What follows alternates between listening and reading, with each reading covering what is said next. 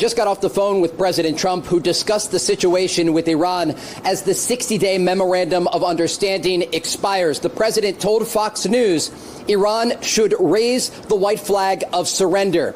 He went on to say, I have no time schedule. I'm not in a hurry. The president indicating that the U.S. naval blockade is continuing to put new economic pressure on the Iranian regime, despite what the Iranians have said publicly. He said they're good poker players, but they're dying, and that the midterms in the United States have nothing to do with the president's thinking. Now, I asked the president about these parallel talks that are taking place between Iran and Oman about control of the Strait of Hormuz.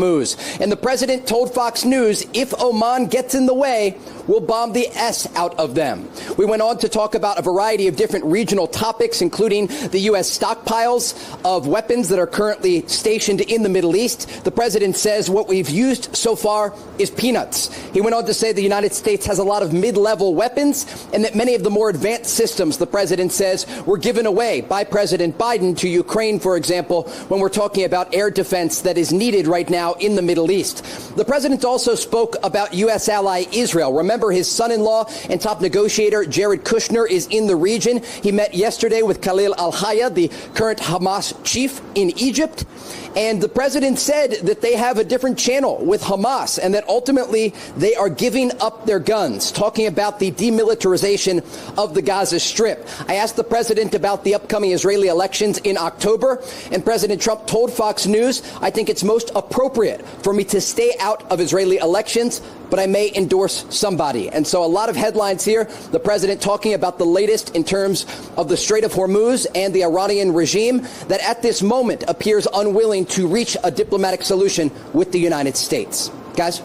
Trey, it also looks like we got an answer from the president about what is priority number one for the United States. Is it the nuclear weapon or getting the gas prices down? He responded to that on True Social. Yeah, the president posted on True Social, and he was very clear that ensuring that Iran never has a nuclear weapon is the number one priority for the United States. I asked the president about the communication with the Iranians, and interestingly, President Trump confirmed to Fox News that there is a back channel with the IRGC. These are the hardline officials inside of Iran, and that the United States and officials in Washington are speaking directly with IRGC officials in Iran.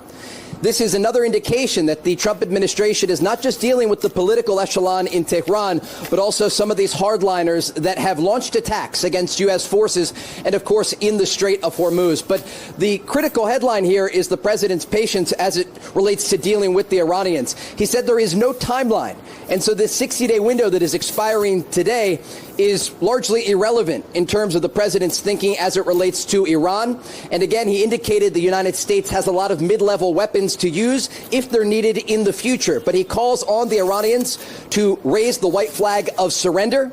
And again, as this moves forward here, there are these parallel talks taking place between Iran and Oman. The president warning Oman not to get in the way of the U.S. naval blockade and the efforts to control the Strait of Hormuz. And we know that that naval blockade is costing the Iranian regime hundreds of millions of dollars each day.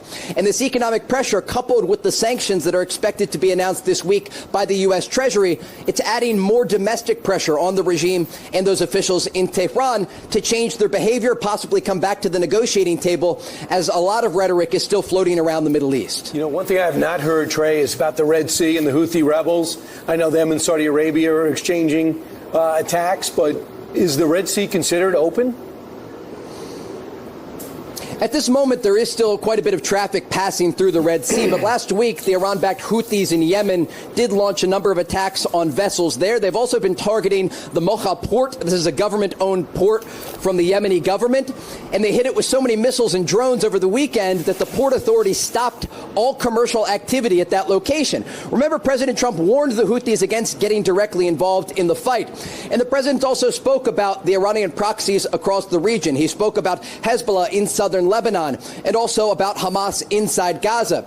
He said specifically about Gaza, and again, this is important in relation to the meeting that is taking place as we speak in Jerusalem between Jared Kushner and Israeli Prime Minister Netanyahu. He said the Israelis should not be striking in Gaza, because he says Hamas has agreed to lay down their weapons after that meeting yesterday in Egypt between senior Hamas leadership and Jared Kushner, along with the American mediators on the ground. And so, again, there's a lot of moving parts here, but it's all linked, because when we talk about the Iranian regime, they spent decades funding and supporting these proxies across the region, whether it be in Gaza, in southern Lebanon, or inside Yemen.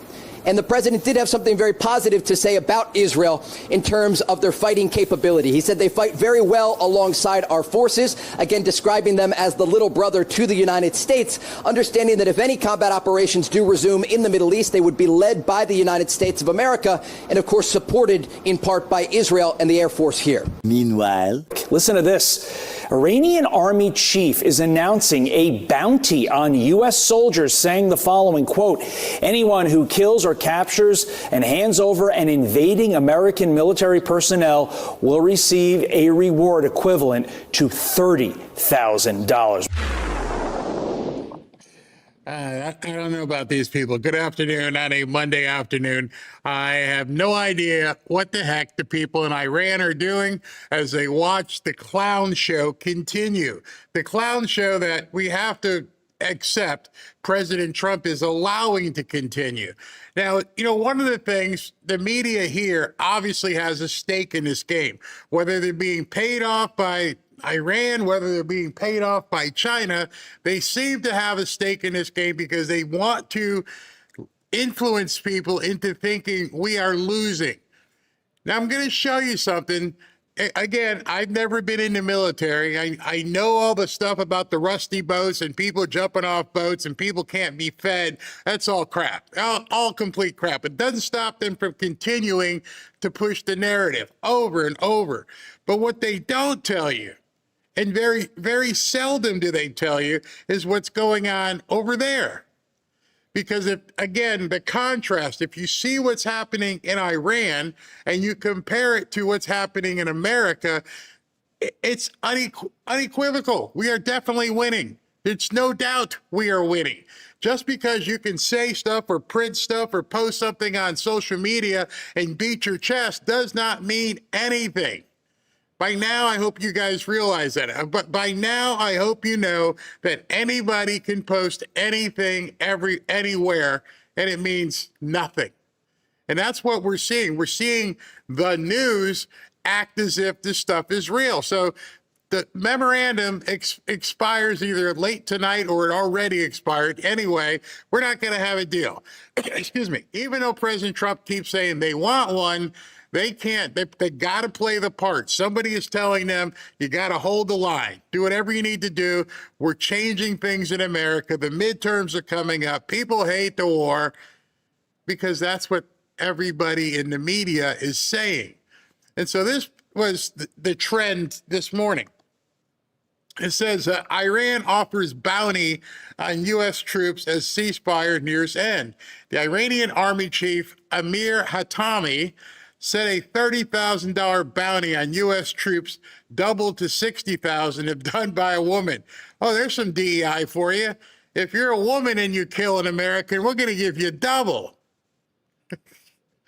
And economic strains from the U.S. naval blockade on Iranian ports. Reports indicate Iran's IRGC has plans for preemptive strikes on U.S. and Israeli targets, including cutting undersea internet cables in the Persian Gulf and a possible incursion into Kuwait. Wall Street Journal notes that this has hardline efforts to raise costs for Washington after stalled talks, while President Trump emphasizes U.S. control over the Strait of Hormuz. Talks to extend the ceasefire remain stalled as the deadline hits. So they're going to pay people $30,000 if you can kill an American troop. And if you happen to be a female who's got the ability to shoot something, you're going to give you $60,000. What I found missing in that story, and I wonder if any of you looked at that and went, what are they actually saying? When you read that, what do you think they are actually saying right there? 30,000 for you to kill a troop and 60,000 if you're a woman. Does it say anywhere in there that it has to happen in Iran? Did we just see them activate sleeper cells? Because if you could have, taken out one of our troops, if you had the ability, the capacity to take out one of our troops, if you're a woman in Iran and you have the capacity somehow to swim out to a destroyer and take out our troops, well, that'd be easy money for you. But we all know they don't have that capacity in Iran. Maybe in Kuwait, maybe in a different base somewhere, but Iran does not have the capacity to reach out and touch an American soldier. And if they did, it's the military, it's not civilians. They're asking any person, go out there and take out an American and we're going to pay you. And so I'm wondering, I haven't seen many people talk about it, but you have to wonder, what are they talking about? And I'm concerned, my concern at this point, and it's not tinfoil hat wearing, is did they just activate some cells here? They've been waiting for the moment to activate some cells here. It didn't say in Iran, didn't say on the battlefield, didn't say in the Gulf or Strait of Hormuz. Doesn't say that.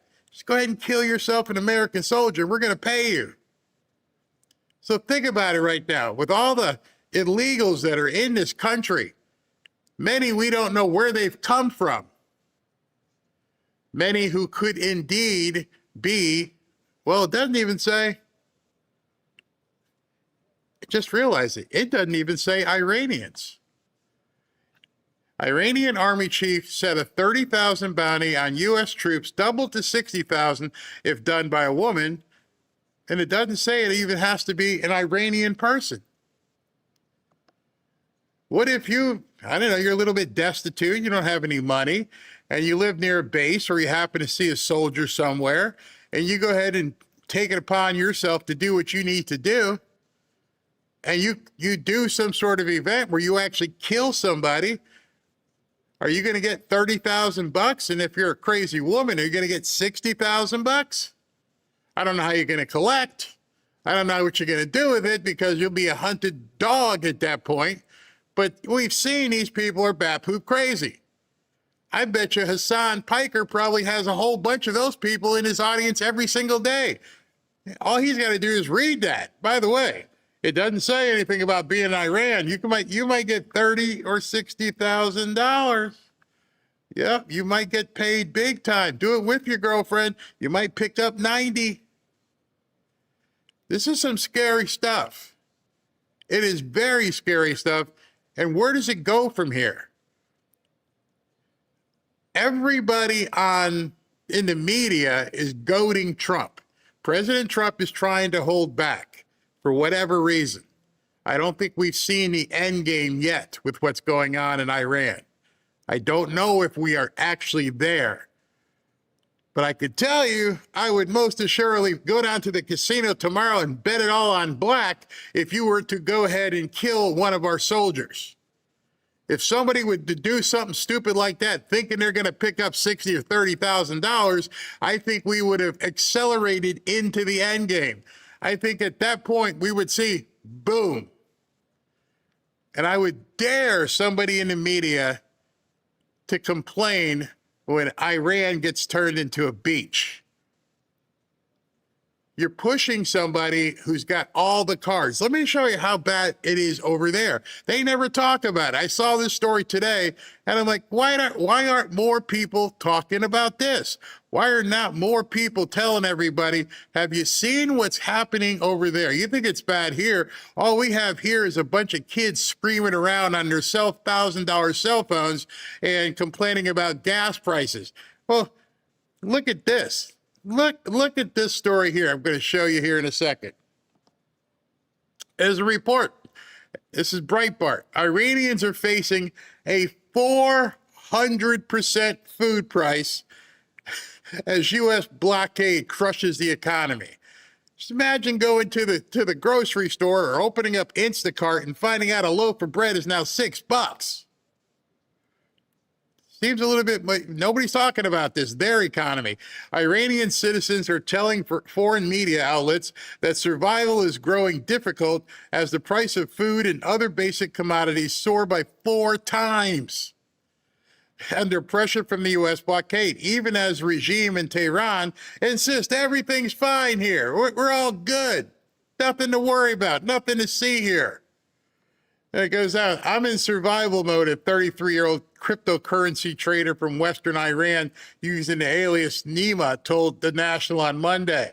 Nima said his grocery bills have tripled from prices that were already painfully high before the conflict even went into place, with the United States began, and some items have quadrupled. He said this is forcing him to choose between the essentials and everything else, even though his crypto trading gave him better foreign currency reserves than most of the other Iranians. The annual rate of general inflation in Iran is now over, okay, you know what they're complaining about here, right? Right? You know they're complaining about 3 and 4% with Trump. Even though it was like 9% with Biden, they're complaining about 3 and 4% with Trump. People in Iran are enduring 80% inflation. These little snowflakes over here would never know what to do. Their little latte grande would now cost $30. Never mind a $20 burrito. 80% inflation. Unemployment reached a 4-year high of 9.1. Iran's currency, the rial, is down to an astounding 1.88 million against the U.S. dollar. Okay, let that sink in. I go over with $1 American, not that I'd be hanging out in Iran, and you got to give me almost 2 million of those things you call currency. A 1 to 2 million exchange. That'd be the equivalent of us going to England or Canada, and they're saying your dollar that I wipe my butt with is only worth this much. But we're not hearing this information. Unless you talk to somebody who lives there or was there, who escaped, you're not hearing this. It's so bad here. I can't believe my gas prices are up 40 or 50 cents a gallon. And, my latte's up like, 20%. I pay an extra 75 cents. And then over there, they're like, yeah, our stuff's up 80%. 80. 80. Prices are 400%, 4x. And our cupcakes over here just can't even take that.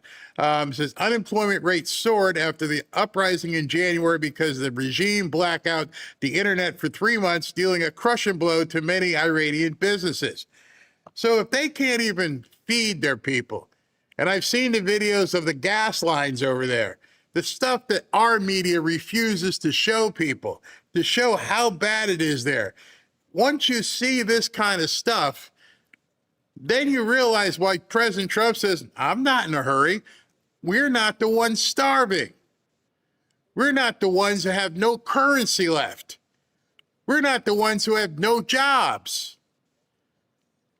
If this was measured against the American economy, where we are right now, there would be no debating that we are absolutely winning this war. In fact, I will go as far as to say it's already been won. They're walking dead. They just don't know it yet. They are zombies. You have no money. You have no gas or fuel. Your food, you got nothing. And the only thing we keep hearing on television is that the Strait of Hormuz and the price of oil is going up and down like an arrhythmic heartbeat. And we, at bated breath, we wait to see what happens with the oil.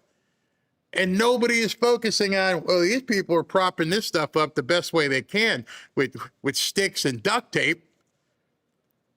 you know what's happening in Cuba. You know Cuba can't, they must be dying of heat right now because you can't run your air conditioning. So if all these countries are succumbing to us in a non-conventional warfare, we're not shooting bombs into Canada, to Cuba, but nonetheless, they're at our whim. They need us to even think about moving forward. But the media doesn't portray it that way. The media portrays it as though, and you'll hear it today when President Trump talks, the media portrays it as if we are on the run. Trump doesn't know what he's doing. I equate it to the microwave mentality. The microwave mentality is, think about when you and I grew up. And I know they're going to call us boomers. But yeah, when you and I grew up, if there was something in the refrigerator, the only way to heat that up was to turn on the oven, if mom let you turn on the oven, and you would stick it in the oven and you'd sit there and wait for 10 minutes till it warmed up, until the coils would get orange. And then you'd put the stuff in there, and then you wait another 15 or 20 minutes till it warmed up. Then you'd bring it out. If your mom ever let you do that. Like, what do you mean it'll warm that up? Well, I had this left over from yesterday. We got leftover stuff. I want to warm it up. No, eat it cold. You know how much it costs to warm up your dish? That's how I grew up. I used to look at leftovers and think that, I guess we're supposed to eat this stuff cold. We can't spend the time and money, sit there. And actually, at that point, we didn't know we were waiting. We just knew a meal was coming real soon. That was the only way we knew how to heat something up. Same thing with the Jiffy Pop popcorn. And you're stirring it, and you're like, okay, oh, it's so cool, it's popping. You sit there and just keep going like this. Yeah, keep it. Oh, it's almost time to eat it. And there'd be a whole bunch of kernels on the bottom, but at least you could sit there and watch it. And then all of a sudden, now we live in a microwave world, where even at 2 minutes, you're staring in the microwave going, come on, get it done already. Tell me I'm lying. Tell me I'm lying that you haven't stood at a microwave and went, 2 minutes? I gotta wait 2 freaking minutes?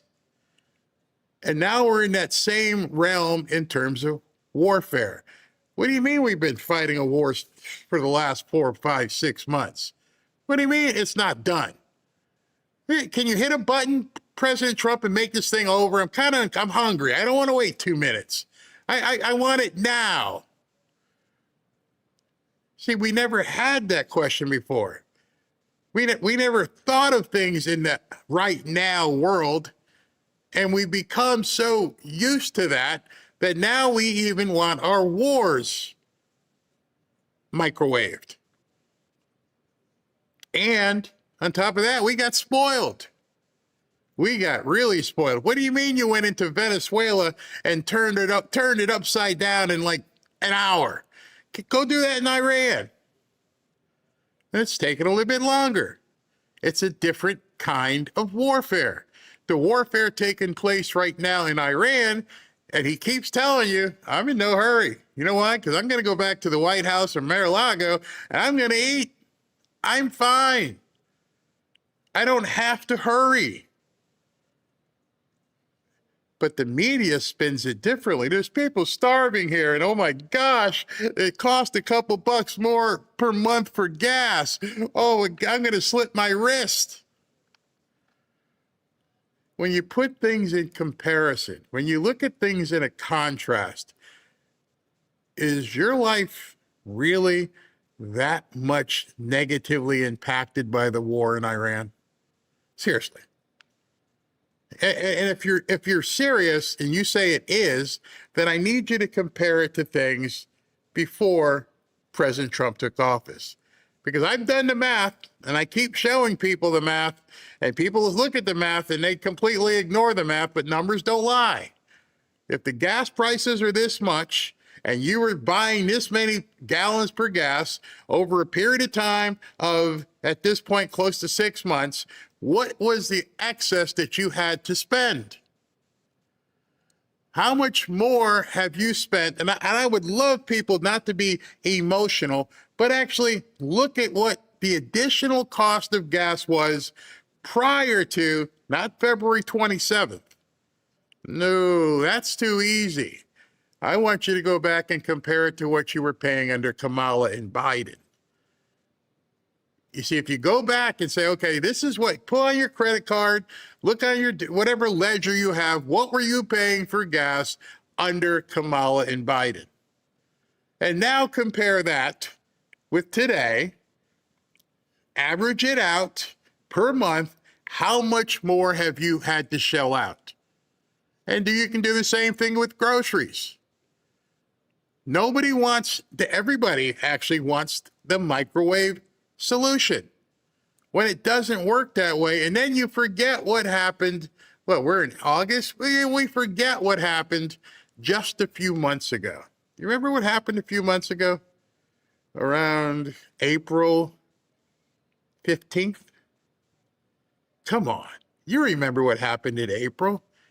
Most Americans received tax returns. And so I'd love you to compare your additional tax return with the expenditure over the last couple of months for extra gas or whatever. Nobody's doing that comparison. Well, finally, somebody did.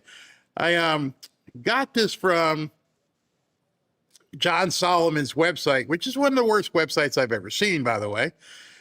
So I had to put it into a Twitter article so people could actually see it.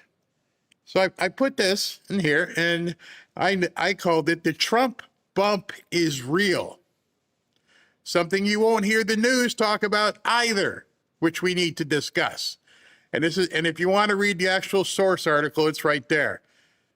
The Internal Revenue Service, also known as the IRS, issued $296 billion in refunds during the 2026 filing season, a 17% increase from the previous year, as millions of Americans benefit from President Trump's signature tax law, according to, not Trump, the GAO, the Government Accountability Office. The increase represented $43 billion more in refunds than the IRS had issued during the 2025 filing season for the tax year 2024. The average refund also increased by $333, or 11% compared with the previous year, according to the full report, which is linked right there if you'd like to go to it. Why is that not all over the news? Why is nobody talking about it? The fact that you were given more money. Actually, it's your own money, but you received back more of your own money than you had previously done with the government before. In fact, you got 17% more. You got, on average, $333 per person more than the previous tax season. Nope, nobody talks about that. Not a single word. Everything's so expensive. Okay, well, what'd you do with that money that you got in April? Where'd it go?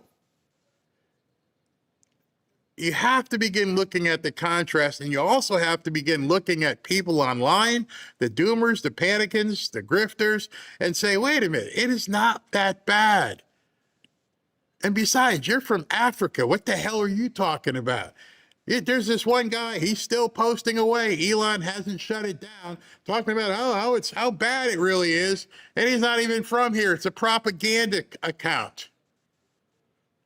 So I would just ask each and every one of you to look deeper. Turn off the microwave mentality and think to yourself, who's got it worse? Who's suffering much more? Who's losing this war? Because I don't see President Trump or Pete Hegseth or anybody putting a $30,000 or $60,000 bounty on Iranian people anywhere in the world. Don't see that. But I see them doing it here. Why don't you see this part too? Excuse me. I always have to sneeze. All right, so this part here, where are we? Here. The IRS also issued more refunds overall, sending out more than 8 million additional refunds compared with 2025. What does that mean? 8 million more people got tax refunds rather, than did the previous year. How is that possible? How did 8 million more people get a refund?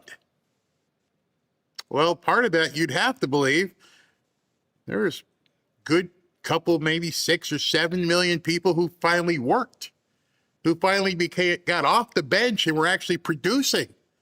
How else would there be an additional 8 million refunds?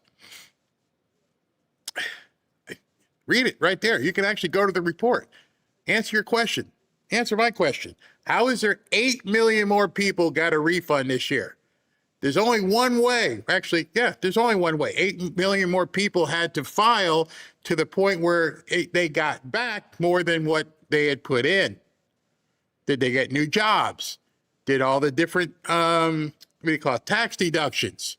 Did they file schedules? But 8 million people got more money back. So any way you slice it, it just keeps coming up the same way over and over. Things are better in America than they were the previous year, and it's only because people are screaming and whining on X do people think it's so bad. I'm not even going to bring up football today. Nope, not going to bring it up. I talked to you guys yesterday and the day before about what the optics are, but then I saw this story and I went, this is even more impactful than football. 17% more money. But they won't talk about it. And so if it's not talked about, if you don't bring it up, if you don't say to someone who complains, here, want to do a little bit of test. Next time you're at work, next time you're around family members or friends, and like, man, this war is killing me. Oh yeah, I bet it is. You imagine what it's doing to the people in Iran? Huh? If it's bothering us so much, if it's killing us that we're paying a little bit more for things, what do you think it's doing to the people in Iran? Oh, I didn't think about it. Yeah. By the way, how was your tax return this year? Tax refund. And just watch them go into contortions because you're not supposed to ask that question. You're not supposed to bring that up. Well, I got more money in my pocket. Hey, did you buy that new car? Yeah. Where'd you get it from? I got a good refund. Wow. So are things really that bad? Or are you falling prey to the propaganda? I have to say, looking at data, not feelings, not tweets, data, that things are much better here in America than Iran and still better than they were under Biden and Kamala. And I would challenge any of your friends, your family members to show you otherwise. Don't buy into the BS. That's like it. You can go look at all this stuff. Let me see if the report where that link goes to. Yeah, you can actually go. The link in the article I put up takes you to the actual U.S. Government Accountability Office, not Barry saying it. You can look it up and read the entire thing here. I don't even know how many pages this thing is. Is it numbered? Let's see here. It is. Where's the last page? Okay. It's 19 pages, 19 pages of charts and data and showing you all the different things here, where they got the measurements. You see, the thing is, a well-armed and knowledgeable person always wins.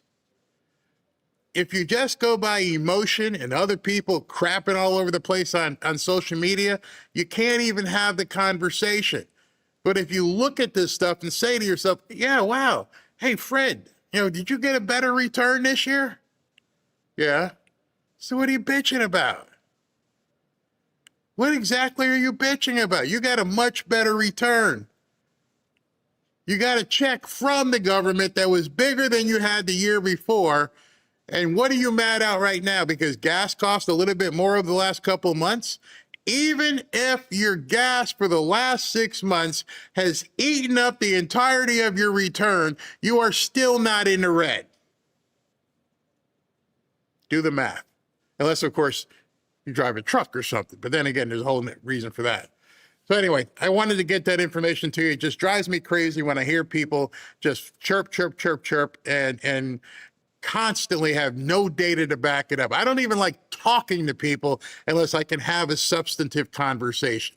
And I'm not interested in your fee-fees. I don't care if your nipples hurt. That doesn't matter.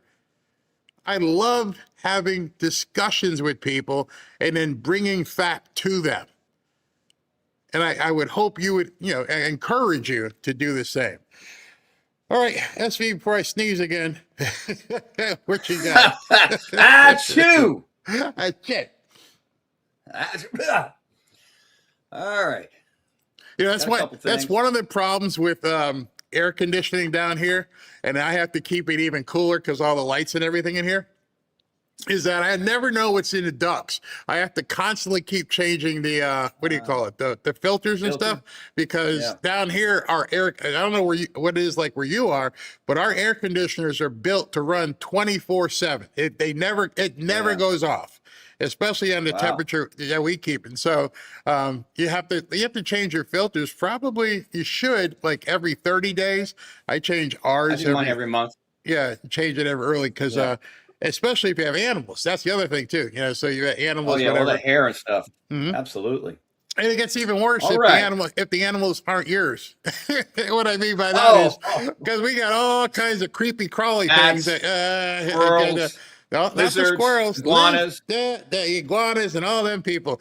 The worst thing you can do is sit there and watch television. You're sitting there with Robin. It's like 10 o'clock at night, and you hear boom, to boom, to boom.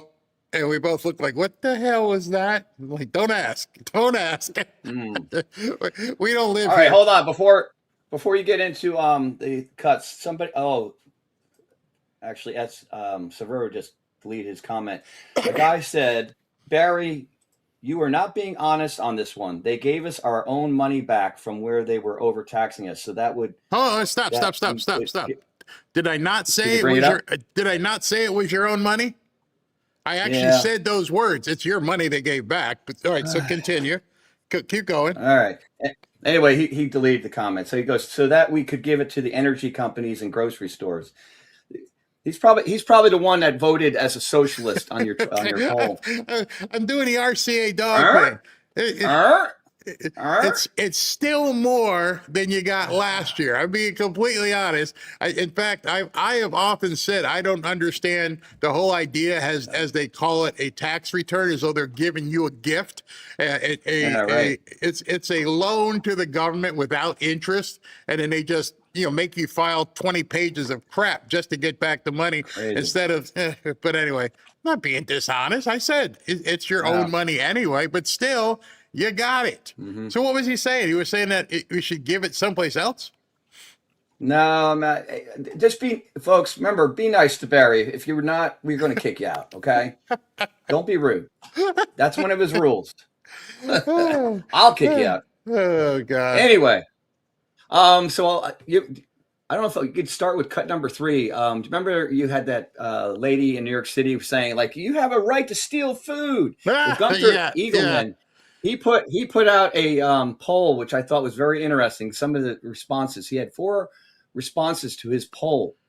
It said, should shoplifting be excused if the person stealing claims it's for a basic biological need? Now, obviously, 80% of people said absolutely not, because no one should steal, Then almost 11% said only to save a life. Wait.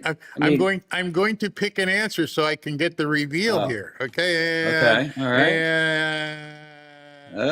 Come on. I would steal something if it meant, if you were bleeding out on the street and I had to run into CVS and grab a Band-Aid for you, or something like, hey, I don't have the money for the Band-Aids. I guess you're kind of screwed, but come on. Okay. You call 911. I mean, the thing of it is, the people that are stealing are not stealing Band-Aids and food. They're stealing Nikes and PlayStations and all the iPhones when they break into the store and are kicking in the counters and stuff. It's all bullshit. So here's the responses. So 80% said absolutely not. 11% said only to save a life, which is probably the way you were just kind of wording it. And then depends on the situation, 8%. And then yes, 2.4%. 2.4% of people say it's okay to steal. They are obviously Democrats. Yeah. There's only 1,700 votes. I'm reading that question again, and it says for a basic biological need. So that means in case I have to eat, in case I have to go poop. I don't know why you'd have to steal to go poop. Toilet paper. Use leaves, man. Rub your butt on the ground like a dog.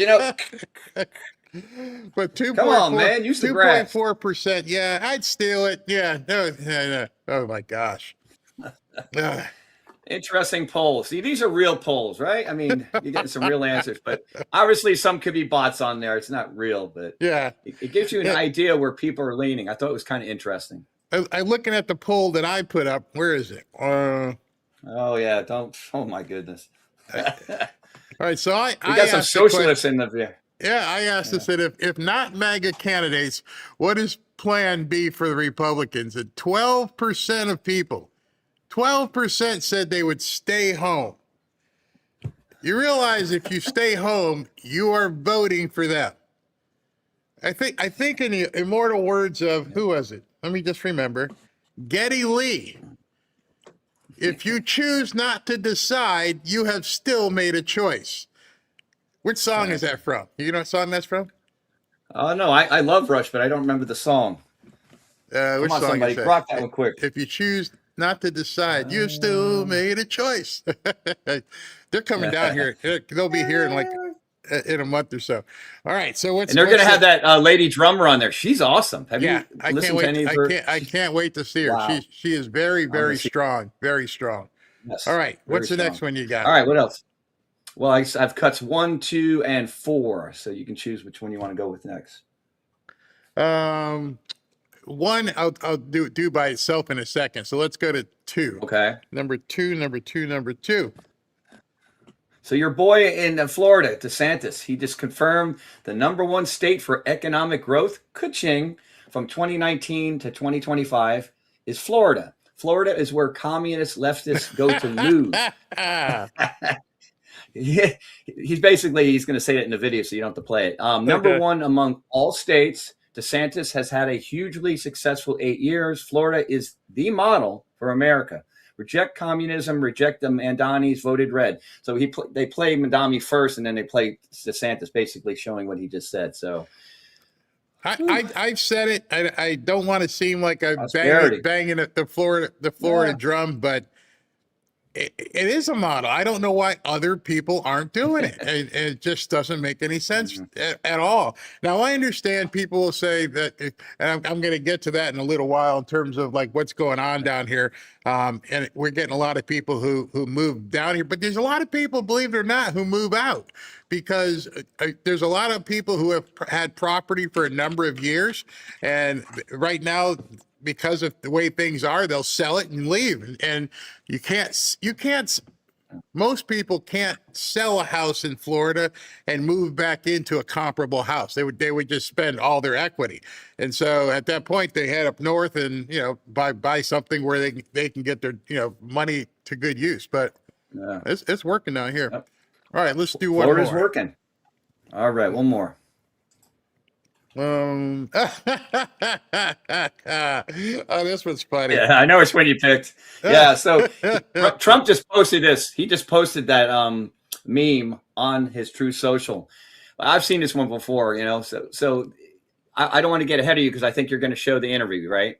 But they were asking questions. The Oval Trump. Office? Yeah, the Oval Office with the 7th. Yeah. Okay. Anyway, they asked him about Kim Jong-un, and so this is a meme where he's like, Donald, we cool, right? That's too funny. Awesome. I also here. Let me show the thing with Trump. That was the bump tax refunds, and he just reiterates the #1 goal is and always will be that Iran can't have in any way, shape, or form a nuclear weapon. Thank you for your attention to this matter. Donald J. Trump. So, I mean, he keeps reiterating it. I don't know why people won't listen to it, but you know, it is what it is. Commies. Socialists. That's commies and socialists. Sorry, man. Sneezing. That song was Free Will by Chance. Free Will. Okay, yeah. If you choose not to decide, you have still made a choice. So if you decide you're going to sit home, you're actually, in essence, voting for the Democrats and the commies. No other way to look at it. And it's funny because, again, the usual suspects, SB, you saw what they were doing today. They're all out there screaming and whining and bitching and just... It's incessant. It literally is incessant. Insufferable. I don't know why people would even bother with that. It would just drive it does drive me absolutely crazy on everything. All right, so let me do a quick read, commercial break, and then we'll get to what am I going next? I've got the Trump Oval Office thing. So let's just set that out. Did you see it? See you soon. All right. Yeah, all right. A little bit. Okay. All right. Yeah. So President Trump, as SV was saying, he brought the young lifeguard into the White House, and let me set the story so when we come right back or go right to it, the kid was lifeguard, young lifeguard. I think he's 16 or 17 years old. If you haven't seen the video, it's incredible how he jumps in and he saves this young Spanish kid. You know how racism is, that this guy would risk his white life to go save a Spanish kid. It's incredible. I can't believe that happened. Why would that ever happen? Unbelievable. Anyway, the kid was a brand new lifeguard, and he risked his own life in a huge surf. It was crazy, absolutely crazy. Let me tell you about Lear Capital real quick. A lot of people looking at the markets and everything don't really understand all that you need to know to really be able to buy some of this stuff and invest in the long-term basis and understand the technical information regarding the economy, the markets, and it's not your fault. A lot of this thing get taught in school. So more than likely, no one took the time to educate you on the difference between a bond, a stock, a commodity, a future, never mind simple gold and silver. But now you don't have to feel like that. My friends at Lear will help you learn about gold and silver. Even before you purchase, they will help you understand before you jump in. They're making it easier for you to make an educated and informed decision about gold and silver. Now all you have to do is just simply text the code Barry, my name, to 43343. And from there, you'll be immediately sent a link. And the link on your phone will allow you to download one of many different reports. And once you're there, you could download more than one report as well. You'll get that text message back as soon as you send the code Barry to 43343. And then you'll get the investor kit and guide.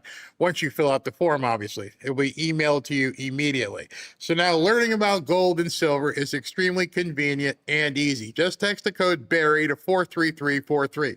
That's all you have to do. And since it's free, I'm not sure why you wouldn't. All right, I'll be right back in 90 seconds with President Trump in the Oval Office.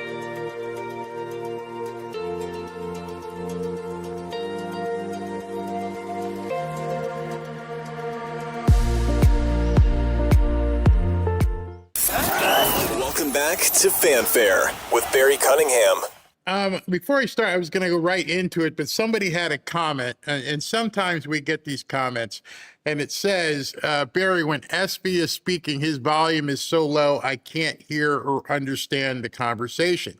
Any way that can be remedied. I don't control his microphone. Are you around? There you are. Okay, so Yeah, let me see something. Actually, I've been told I'm too loud sometimes. People I know it.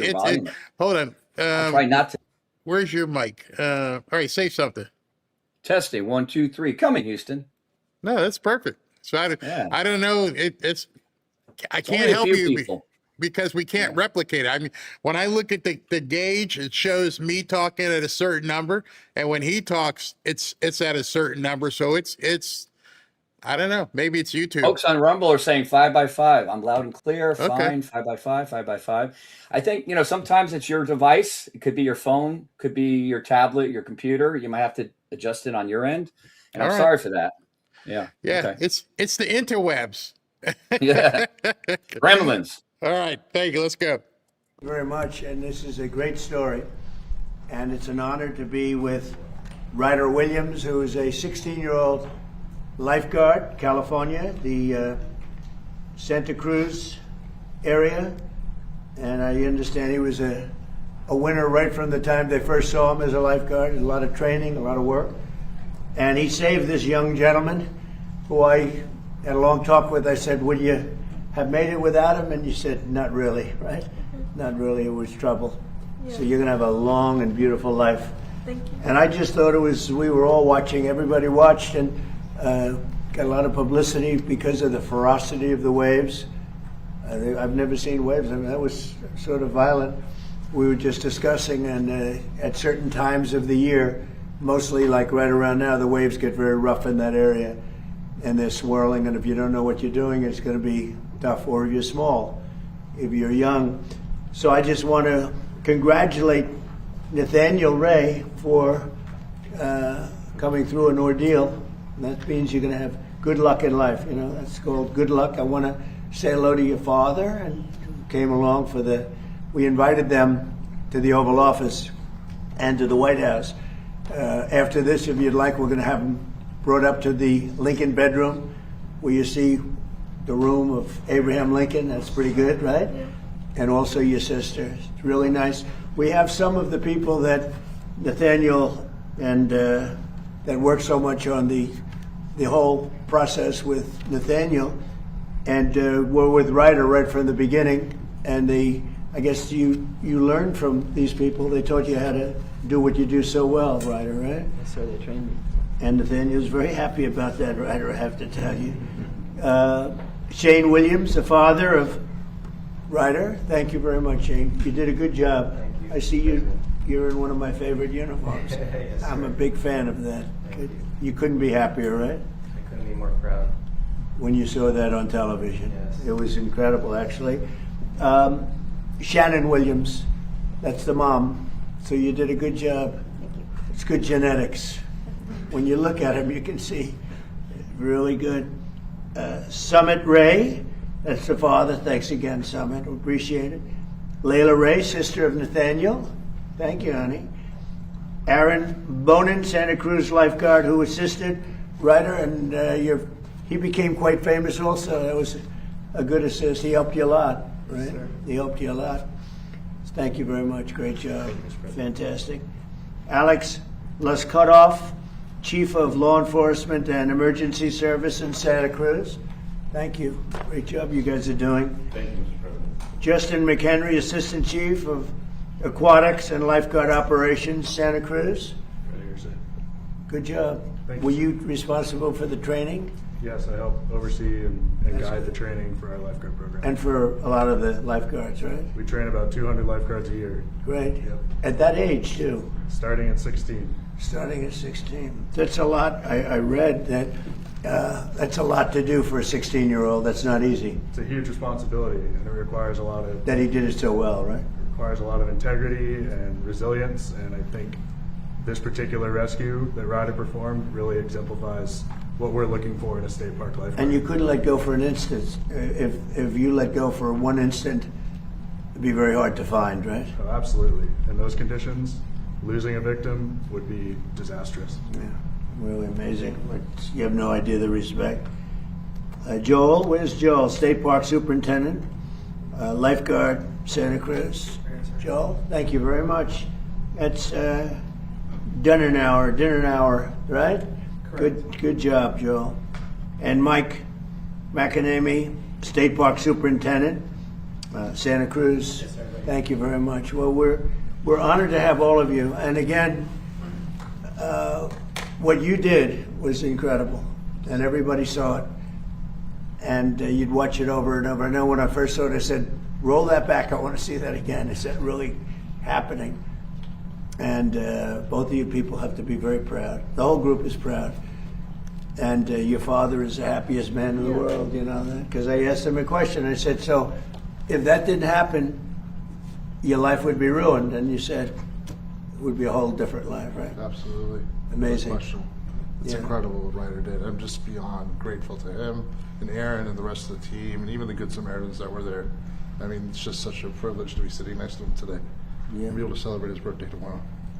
And I'll bet you'll stay a little bit related to this group of people. Absolutely. Because you realize what a fantastic job they did. We're a great Probably, family. you know, it's interesting because they're saying that you have in that area so many different saves. You're saying that night you helped somebody out. Maybe not to that extent, but you helped somebody out. But maybe lifeguards don't get the credit they deserve. This really showed how important it is. And certain areas. So certain areas of the country, you could say, are just very susceptible to people getting in trouble, right? And was this one of the worst on the state, on that entire coast? I mean, do you have other areas? Because that looks like a very dangerous place, the way those waves, on a beautiful day, right? The characteristics on that given day made it a little more difficult. You know, it was a warm day, so there's lots of folks on the beach recreating, and then combine it with that large surf and the strong currents that we had in the area made it treacherous. But California's coastline is very diverse, and we have very remote and rugged sections of coastline that our lifeguards work on every day. Do you have areas where you don't have lifeguards that are very dangerous and people innocently go swimming and they don't have a chance, probably, right? There certainly are unguarded areas within the state and around the nation, and people getting in without the knowledge or ability to recreate in those waters can be extremely dangerous. And you have a lot of that. Is this one of the more dangerous areas, the swirl? I would say it's during the summer months. It's one of our more dangerous summer beaches. Yes. Yeah, it looked amazing, and it didn't stop. You know, the water came in and just keep coming. It was, and it looked like you were almost on shore, but you weren't really on shore. It's deceptive. It was a fantastic thing. Do you have any questions? Mr. President, congratulations on being honored here, Mr. Let's Williams. keep the questions for them just for this, and then we can ask a couple later. Go ahead, please. Thank you, Mr. President. So thank you for doing this, first Good, of all. sure. What do you hope young Americans in our country take away from this incredible young man's story? That's a great question. I mean, look, they're going to look up to Ryder. They're going to look up to Nathaniel, the way Nathaniel handled it. He was cool considering the problems I was watching. You were very cool, and they're going to gain respect. I think, very importantly, they're going to gain respect for what these people do, having to do with lifeguards and having to do with safety. This was an unbelievable experience. Anybody watching, it's not my world, but I respect that world. I always had, but never maybe so much as I do now. So I thought you bring, to your profession, to what you do and what you do so well, you brought tremendous grace and experience, really tremendous grace, tremendous a feeling that it's so amazing to see this happen, to see it before your eyes. And I don't think any other, I've seen surfs, I've seen rescues before, I've never seen anything quite like this. It's been a great thing for your profession, and people are going to respect it even more, respect you even more. So I just thought it was really a very worthwhile event to have it at the Oval Office. So congratulations. Mr. President, Okay, so I actually have a question. question. If you don't mind, can I have a question for the young gentleman as Go well? ahead, sure. So first of all, a lot of people are very inspired by what you did. Can you tell us what was going through your mind at those dangerous moments, and what would you like to do in the future? How has this experience as a lifeguard shaped you? In those dangerous moments that we have, we always try to fall back on our training. We are trained so well by many to handle that situation as best we can. So I really am just thinking about how to get the boy out of the water as fast as I can. And for shaping my future, I want to be a firefighter in the future, hopefully go through paramedic school. And he's off to a good start. We'll give him recommendations. We may have some good recommendations. Go ahead. That's all I have. First of all, thank you. You are an inspiration for all of us, I think, and especially you give us hope for your generation. And along those lines, do you have a message for your generation about service and what you're doing? I hope that everybody can take away from this and try to help more people, try to look out for everybody around you, and just try to help everybody out as much as you can. What's the average age of a lifeguard in your area? I'd say a lot of this last year, a lot of them were 16 to 17 years old. And you have some that make it a profession, right? Yes, sir. A lot. So do you have 35, 40, 45-year-olds? Yes, That's sir. great. And they lead a beautiful life on the surf, right? Yes, sir. And they would rather do nothing else, Yes, right? sir. That's very good. I think it's great. Mr. President, on a different topic. Yesterday, Well, wait, John... let's finish on this topic. This is very exciting to me. Mr. So, you know, it's so President. exciting to see something like this happen. He's a real hero. You know, when you see that, I don't know if I'd do it. I wouldn't probably. You're lucky I wasn't. You're lucky I wasn't on service that day. I don't know. But no, he's a real hero. It's an amazing thing. And he's a real lucky guy, too. God was watching you, right? Yeah. Great. Go ahead, please. Mr. President, I do have a question about Iran, but I would like to ask you something about the rescue as well. Following this, there's been a push in Congress to officially affirm that open water lifeguards should be recognized as first responders. That would apparently really open up access to benefits, more federal programs. Would you support that push? Well, I think they have gone a long way to get that done. You know, it's something most people don't talk about. We have a lot of other things we talk about. And first time I've ever heard the question, but this is something that's been going on, I guess. Is that right? I'd like to put my weight behind it. So let's take a look at it. Very important. Yeah, I like the idea. Why do you ask that question? I mean, is this something that's been discussed very Members much? of Congress have been talking about it in the wake of this Well, I rescue. think in the wake of what happened here, there's a possibility something like that would happen. And Mr. President, your memorandum of understanding with Iran expires today. Are you any closer to reaching a final deal on ending Iran's nuclear Let's program finish today up- than you were 60 days ago? Let's finish up with Ryder, and then when we're done, we'll answer a couple of those questions. Yeah? Thank you, Mr. President, again. So for the young men and for those who trained him here, so as a parent, I'm very concerned when I see moments like those. What's your message to parents across the country who want to really improve their children's safety, especially when they're younger like this? Well, I think you have to be going to the right beach, number one, and I think you have to have lifeguards around, right? Because you could go to that water. That looked so beautiful the day. It was such a beautiful day, everything nice. The water didn't look that bad, and then all of a sudden you see these violent waves come in. That's what amazed me so much. I studied it. I said, this is incredible. I've never seen that kind of roughness in water. I've seen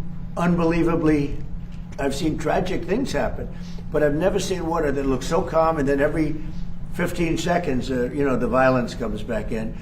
I think really you probably have areas, I'll bet you have areas that you think should have, as you call them, guards, that don't have. Can you imagine having more guards along the coast, parts of the coast, that aren't guarded where people die? Yeah, certainly. The National Water Safety Action Plan and the California State Action Plan both call for more supervision, and by supervision, Do we lose a lot of people due to lack of, covering an area? It can be challenging in some of those spots because of the economy to live there is Right. expensive. It's a coastal beach community, and there's $1 million homes on the beach, and our lifeguards are making a little more than minimum wage, but it can be challenging to live in those spaces, so it's hard to retain employees in those areas. As the lifeguards grow older and they want to make that a profession, which is a noble profession, they make much higher salaries, right?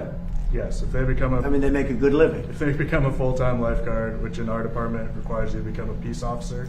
I see. Okay. Well, that helps for that other question. It does. That's a livable wage, and they can become members of the community and live where they're working and give back. So will you be doing it? You helped so much with Ryder. Will you be doing it as a profession, or will you be doing other things later? So I'm actually a full-time firefighter paramedic with a fire department in California, and I've stayed on the books with state parks because I owe this program a lot, and it's done a lot for me. Oh, that's great. I love being here, helping train people like Ryder, so I plan on staying around for a long time. That's great. Good job. That's fantastic. Yeah, please. Are you policy question, Mr. President? Go ahead. There's a lot of debate right now about these license plate scanners that are going up across the country. They're called flock cameras. People are worried that the police might misuse them. Have you heard of them? Yep. Or what's your stance? Well, it's being studied right now. You have pros and cons, right? It's being studied right now. We'll have an answer sort of as to our views on it over the next couple of weeks. Mr. President, yesterday John Ossoff said you'd rather travel with your aide, Natalie Harp, and build the ballroom than do your job as president. What is your response, John Ossoff? You mean Pee Wee Herman? Pee Wee Herman lookalike? No, I would much rather do other things. We're building a great facility here.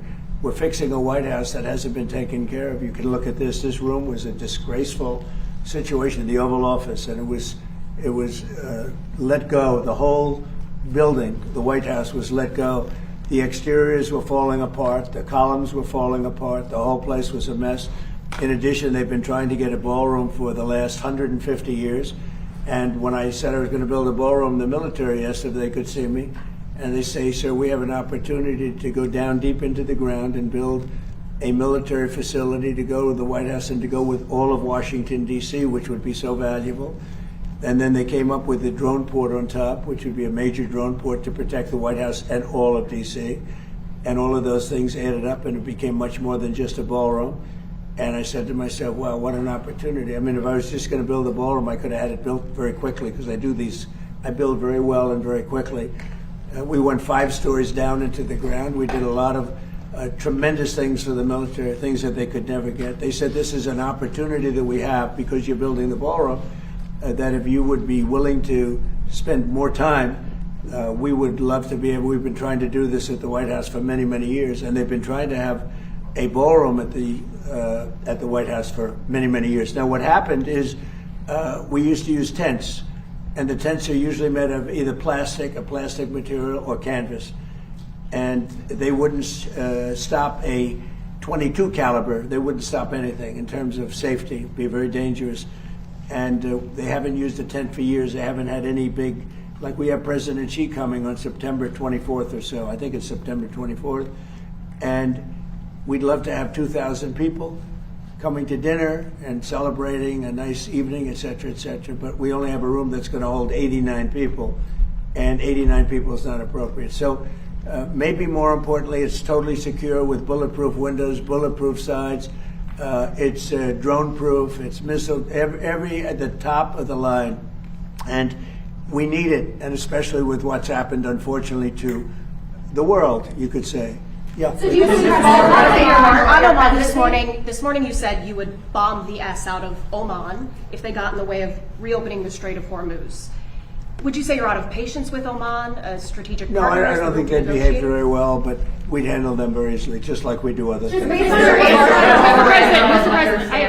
President, I have actually 2 questions. There was a report by Center Square that nearly 24 Democratic attorney generals, months before your reelection, were basically planning already lawsuits against you, and wanted to see what your comment is on that. Second question. Well, I heard about that.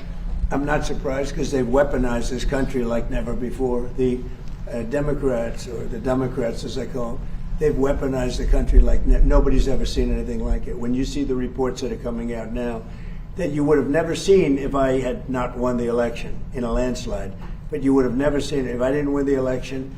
But the reports that you see coming out now, and the kind of illegal activity that they used on the 2020 election and beyond, is earth-shattering. These are very dishonest people, so I wouldn't be surprised to hear that. Sorry. This is on D.C. You have mentioned before, if the Democrats get in again, that they may eliminate the filibuster next time and make D.C. a state. A while back, Senator Mike Lee had floated an idea. It wouldn't be a state. It wouldn't be. I mean, if we're talking about us, we have, as you know, a very radically left person elected mayor, who I haven't met. I'm sure she's very nice, but very, very, very radical left. And we would have to federalize D.C. You know, we've made D.C. great. When I got here, it was a very dangerous capital. I would have said to Ryder, don't come, it's too dangerous. Now I can say you can walk down the street, you can grab Nathaniel and all your friends, you can walk in, you're going to be very safe. But if you were here a year and a half ago, the numbers were horrible. The crime stats, the murders, the death, the drug dealing, everything was we have one of the safest, we've taken it from one of the most unsafe cities in the country to as safe a city as there is. Amazing what's happened to Washington, and it's our capital. We have to have a safe capital. And we did it through a lot of different reasons, but we also put the National Guard here. But in addition to that, the cleanliness, the new grass, the graffiti's all gone. We fixed up 82 monuments, fountains, and other things. The places, and when you see it in 6 months from now, it's going to be even beyond that. We're proud of our capital. I think these things are important. Whether you build, whether you do something to fix the White House, where, you know, now they've never had a real estate developer, a good one, a real good one here before. They might not ever have one again. But, you know, fixing up our great capital is a very important thing. I think it's very important psychologically. It's very important from the standpoint of people being able to come to the country and not get murdered in the capital. People would come here. We had one of the worst, one of the most unsafe cities in the country. Now we have one of the safest. Just to finish, we had a real problem with restaurants. Nobody wanted to have restaurants, entrepreneurs, restaurant entrepreneurs. Now you can't get space. Every restaurant is packed. The place is booming. People aren't going to get mugged and raped and beat to hell and shot and killed in Washington, D.C. One of the safest places. Crime is down 84%, and I did that in a short period of time. It's also down in Memphis, where we went specifically, and it's also down in New Orleans. I was asked by the governor, could I do something, because they were having Mardi Gras. It was very bad, and they had the best Mardi Gras they've ever had, the safest Mardi Gras that they've ever had. And we could do it in New York, we could do it in California, we could do it in Chicago if we were asked to do it.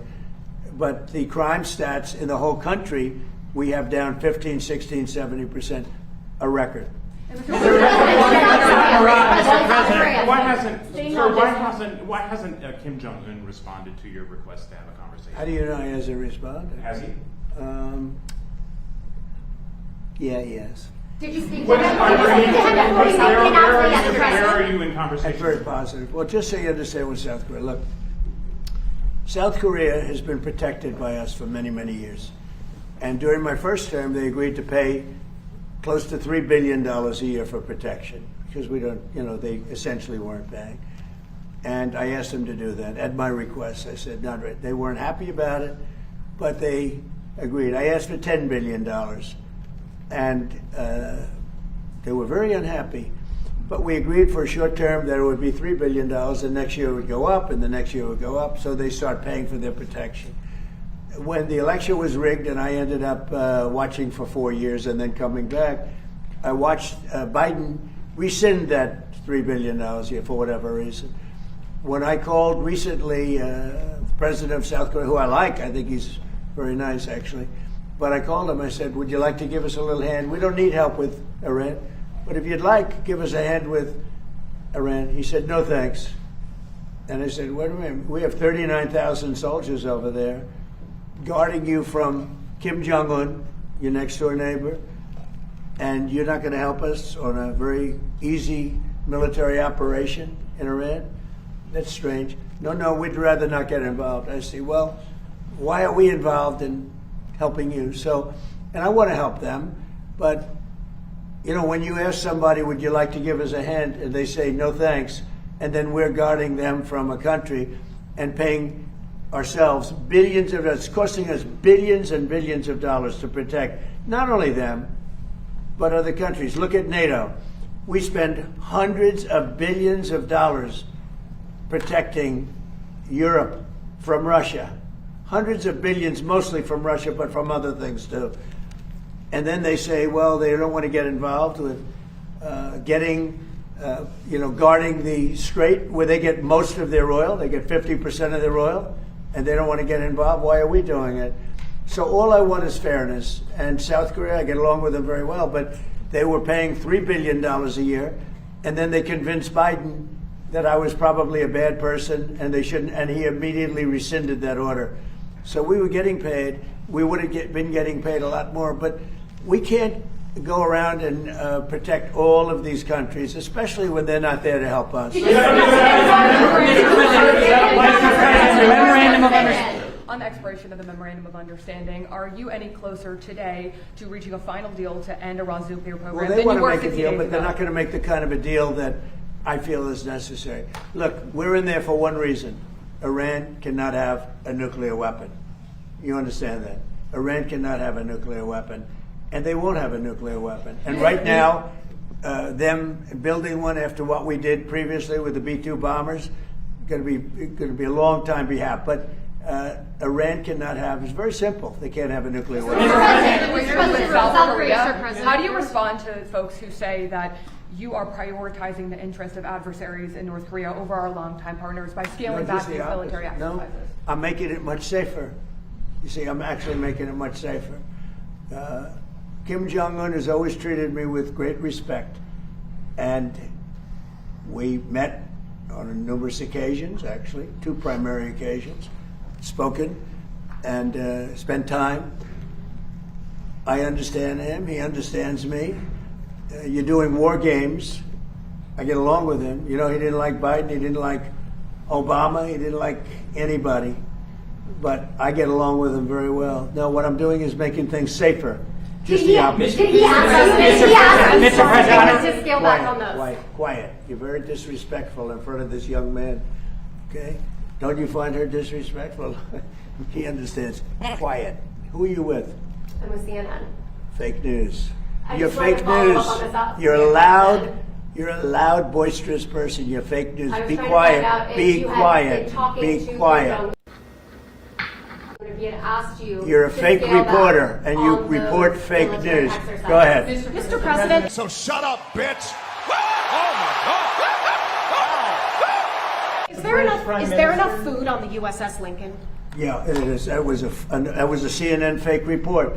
The Lincoln has been out there for a period of time, good period of time, but over the years we've had them out there much longer. I was at a group meeting, and an admiral came up to see me over the weekend, and it was at a big group, and he happened to be an admiral retired.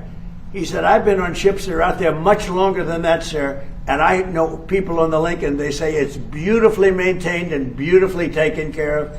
And other people went out and they found out to be true. It was fake news reporting from CNN. Mr. President, there is a report that a senior intelligence official with the CCP just bought a historical building overlooking the White House. Have you heard about this? Do you have a reaction to that? Mr. President. Mr. President, yes. Mr. President. Yeah, go ahead. Behind you. Okay. The British Prime Minister recently reportedly sent text to someone impersonating Susie Wiles. Are you concerned about his judgment or the state of communications between the 2 countries? No, but who happened? What happened? They sent text? Apparently the Prime Minister sent text to somebody impersonating Susie Wiles, and it was... No, I'm sure that he had a miscommunication. Mr. President. He's the Prime Minister. Mr. President. You know, I spoke to him. We had a good conversation, a couple of them. We had a good conversation. One of the things he is going to do, I think he's going to open up the North Sea. That'll make UK pretty rich, I'll tell you. If he opened up the North Sea, now he's got an immigration problem and he has an energy problem. He would have solved one of his problems. That would be a big thing. That would make UK rich. If you open up the North Sea, it's one of the great finds anywhere in the world. And if they would open up the North Sea, UK would be rich again. Mr. President. Yes, Mr. President. Have the people Don't we find them nice? Huh? Nice people, right? Look at him. He's saying, We're not he's all saying, where do sharks. people like this come from? We're not all Your sharks. son is saying, where do people like this come from? Go ahead. The people who are Especially opposing, the people who are opposing the ballroom and challenging it, have they offered any sort of solution or sort of compromise, or do they just say there should be a hole there? What is The people that are opposing the ballroom are people that, in my opinion, are very disloyal to our country, very, very disloyal to our country. And I think we're doing very well. We're way ahead of schedule. We're under budget. It's going to be the most beautiful ballroom of its kind. You know, when I was in China, we went to the Great Hall of China. It was this big, beautiful building. And we don't have anything like that. And we have to have that. It's very important. But we also are getting tremendous military protection, drone protection. The building is drone-proof. It's missile-proof as much as something can be missile-proof. It's totally bulletproof. Any bullet, nothing can go through the windows. We have, you know, all top-of-the-line stuff. It's very safe. And you know, the one thing, it's not for me, because I'm going to be here a very short period of time. When it's finished, if it finishes right on time, on budget, on time, I'll be there for 4, 5, 6 months. This is for future presidents. This isn't for me. This is for future presidents. And it's a gift. We're making a gift to our country, spending hundreds of millions of dollars to build a ballroom. And it's a gift from great patriots of this country. From, as an example, I mean, I'll give you names. I released some of the names. In fact, I wanted to put them out today, but we got a little busy. And this was, frankly, being with this group of people was very important to me. But we'll be putting them out, some of the people that contributed. But this is a gift to the United States of America. No taxpayer money is necessary. And you can have the finest ballroom anywhere in the world. It's not something I wanted to do, but it's something that's needed. And again, I'm not going to get to use it very much, because by the time it's completed, I'll have 4 or 5 months left, 3 months, who knows. But we're ahead of schedule. It's going to be the best of it in the world, of its kind in the world. There'll be nothing like it in the world. It fits beautifully with the White House. It's gotten fantastic reviews, architectural reviews. People think it's incredible. And when you see it, you'll say, wow, that's really something. And that's what the United States is all about. We have to have that. But in addition to the ballroom, we're building a great military complex. The people that started the lawsuit, the head person, I believe, was fired. And she was fired from another event just before that. And she's the one that started. It's the National Trust, but the National Trust for Historic Preservation. Now, they say it's a United States. They use the word United States, but it's not related to the United States. In fact, the United States doesn't even contribute to it. It has nothing to do with it. It stopped contributing when they realized there were nothing but troublemakers. Years ago, it stopped contributing. So this isn't like an official United States Bureau, a United States agency. They stopped contributing to the National Trust. And it's called the National Trust. It has this great name, National Trust for Historic Preservation. They're a bunch of troublemakers that the United States, many years ago, long before me, stopped contributing to. The woman that started it was fired. She's no longer there. So this is the remnants of it. And the bottom line is they're trying to stop something, and they won't be successful, but they're trying to stop something that's almost completed. When they brought a suit, why didn't they bring the suit a year before? Why did they bring the suit in the middle of construction when $400 million almost is spent on its construction? Why wouldn't they have started the suit a year early? Everybody knew it was going to be. It was no secret. Everybody knew that it was taking place. So they should have done that. But the National Trust is very disloyal to the country because they reveal things. You know, I said the problem with the suit, I told them this, is that we have many military things in this ballroom. And ideally, they shouldn't be revealed. But now they are revealed, so the world knows about it. That's okay. They shouldn't have done it. They're very disloyal. But I think we're doing really well. We're way ahead of schedule. And many presidents are going to use it for many years to come. The country will have one of the greatest gifts it's ever received. One more. Last week you said that you would soon declare the Strait of Hormuz to be a territory of the United States. Could you elaborate? Well, I just think it's a great idea. Yeah, I mean, we control it. We control it with the blockade. We have a blockade. We control it with the blockade. And I like the idea of declaring it a territory. We have total control over the strait. Now, they can be a nuisance. They can put a mine in the water, and people don't like having mines hit their billion-dollar ships, et cetera. But the blockade has been very effective. And, we're taking out, now maybe that will stop, or maybe it'll open up even further, but we're taking out millions of barrels of oil a week. If you look at the kind of numbers that we're doing, the strait is open, and the oil prices are coming down, and they will continue to come down unless we decide to do something far more drastic than we're doing. Iran is in big trouble. They have 300% inflation. The country is a mess, and the military is totally defeated. Thank you very much, everybody. So you heard President Trump there basically just put on CNN reporter on blast. And as much as they have called him all kinds of names, fascist, Nazi, crook, I'm talking about the news right now, the fact that he told that woman basically to shut up, oh, they've got a big problem with it, big problem. So much so that they had to issue a statement that their fifis were so hurt. CNN report, we stand firmly behind Kristen Holmes and reject these attacks in the strongest possible terms. Oh my, clutch your pearls. Kristen Holmes is one of the most respected and accomplished journalists covering the White House. This afternoon, she did her job, and she asked the President of the United States a tough, relevant question and newsworthy question on behalf of the American people. Public officials are free to challenge reporting they disagree with, but personal attacks on journalists for asking questions are beneath the office and inconsistent with the principles of a free press. We stand firmly behind Kristen and reject these attacks in the strongest possible terms. I don't know about you. I don't know when we turn so frickin' soft. I don't, maybe it was when they started taking naps in school and naps at work. But how did these people get so, how could they ever be a wartime journalist?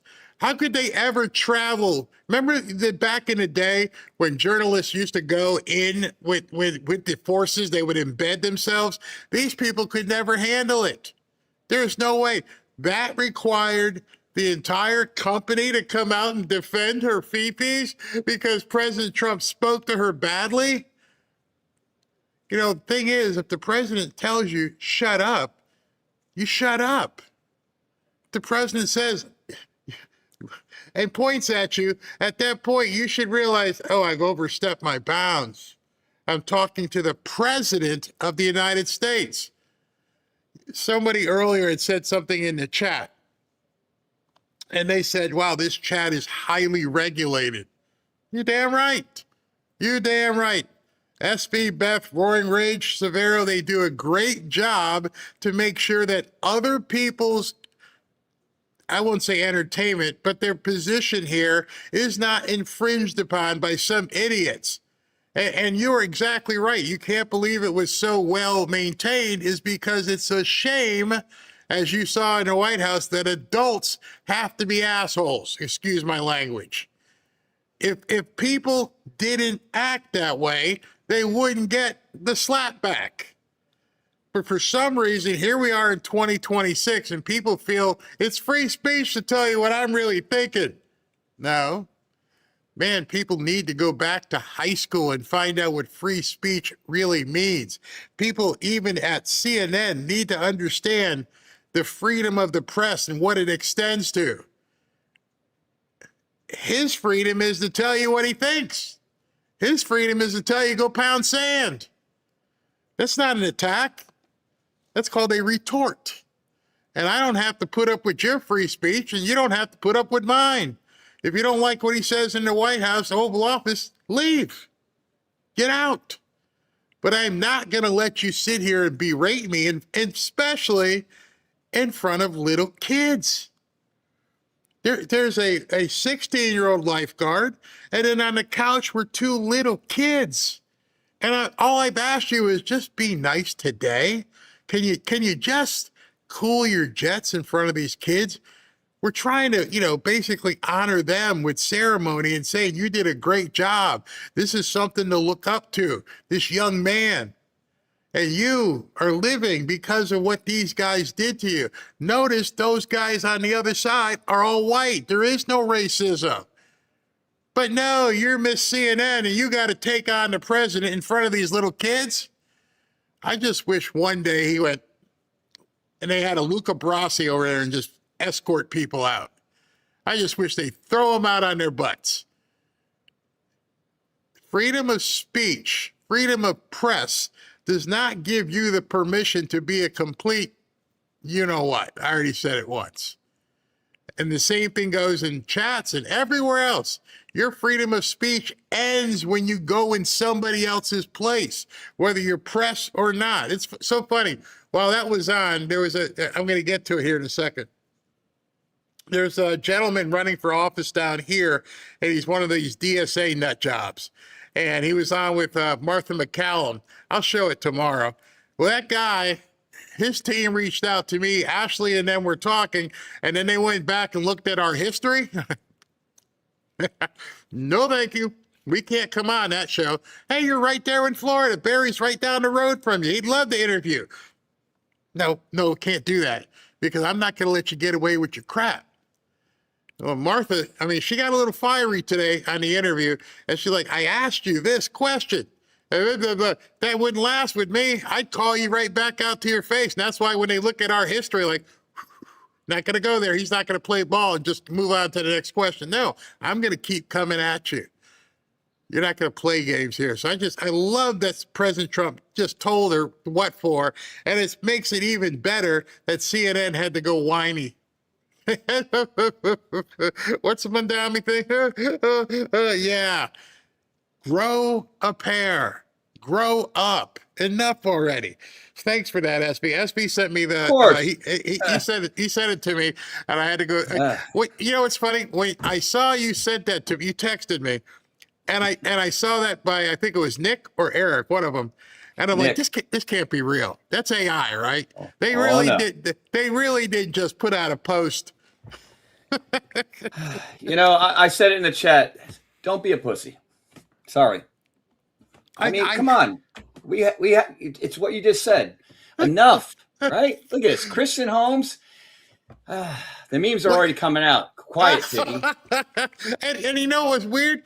It wasn't really that bad. He just told her, shut up. Oh, man, if I spoke like that to Trump, I'd be like flabbergasted. I would expect him to come out and just, hit me in the head. Get a stick. The guys in the suits come out and go, you come with us. Yeah.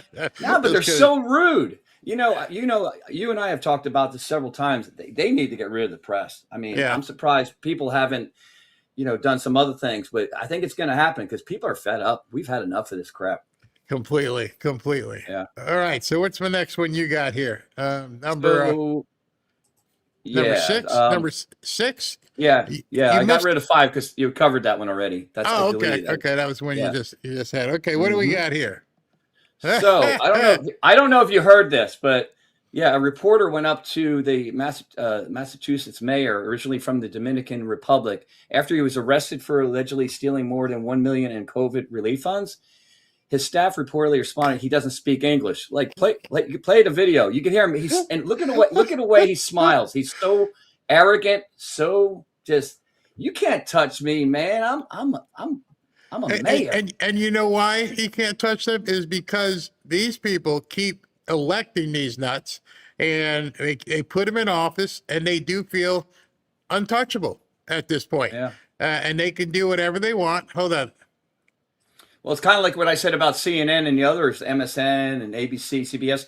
They think they're more important than the president. They actually think that. They believe that with all their heart.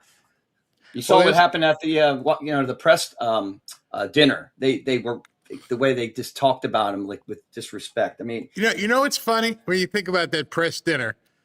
If you go back and look at some of the other footage, all these tough guys were hiding like little women under tables. Do you remember when the shooting happened? Hey, you know, They fold like cheap tents. And then they contrasted and they showed Pete Hegseth and some of the guys, you know, basically protecting their women, whereas these men reporters were diving under tables and everything. Like, so you got to wonder what women would say about that. All right, let's listen to the mayor of Massachusetts. Does it say what city he's from? I'll look it up while you're doing it. All right. Hi, guys. Do you have any comment to the city? Hi, guys. Hi, guys. Hi, guys. How are you, no Mr. comment. Mayor? Excuse me. I'm What's fine. Excuse me, guys. What's your Oh, no, I don't want to. Just relax. Thank you. God bless you. God bless you. Just relax. You don't God bless you. We're not. We're just. God bless you. Sure. Do you think they? You want to say anything? Doesn't speak English. No comment. Are you going to resign? Are you innocent, sir? No comment. Do you need to resign? No, he's done a great job in Lawrence. Thank you, guys. God bless you. What are you blessing us for? God bless you. You got your blessing. We just sat down there. God bless you. God bless you. God bless you. I believe it's Boston. That's what it's coming up with. No, Michelle Wu. No, that's Wu. That's right. Yeah. Rock is confused with that. My question. All right. Anyway, yeah. I mean, look at this guy.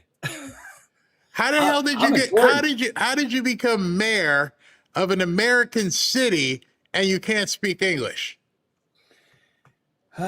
Goes back to if you're going to be in any political office, you need to be born here. As simple as that. I mean, not just the presidency, because look what they're taking over a country, literally. You know, they're taking over a country. And on top of that, he steals $1 million.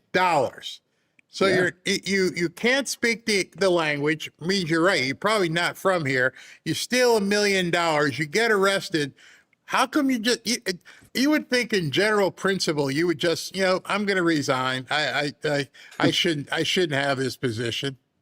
Nope, they don't care. Yep. They don't care. Nothing will happen to him. He won't be deported. The next cut, it's still going on, this pride stuff. But check this out. This happened down in New Orleans recently. It has music. You don't play with music. You can play the video, but no music. No.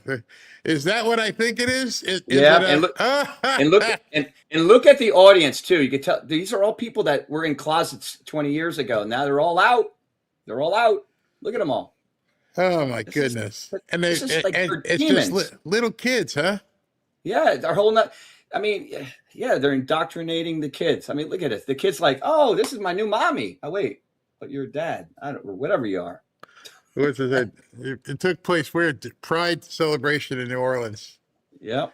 My gosh. So there's a lot of work left to do because they're still they don't care. You know, they're like, let's see how much more we could destroy the nation before they get a hold of us. Well, I no words, no words whatsoever. This country needs an enema.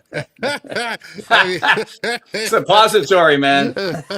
I mean, in a big way. Oh gosh, that's. I mean, it's absolutely sick.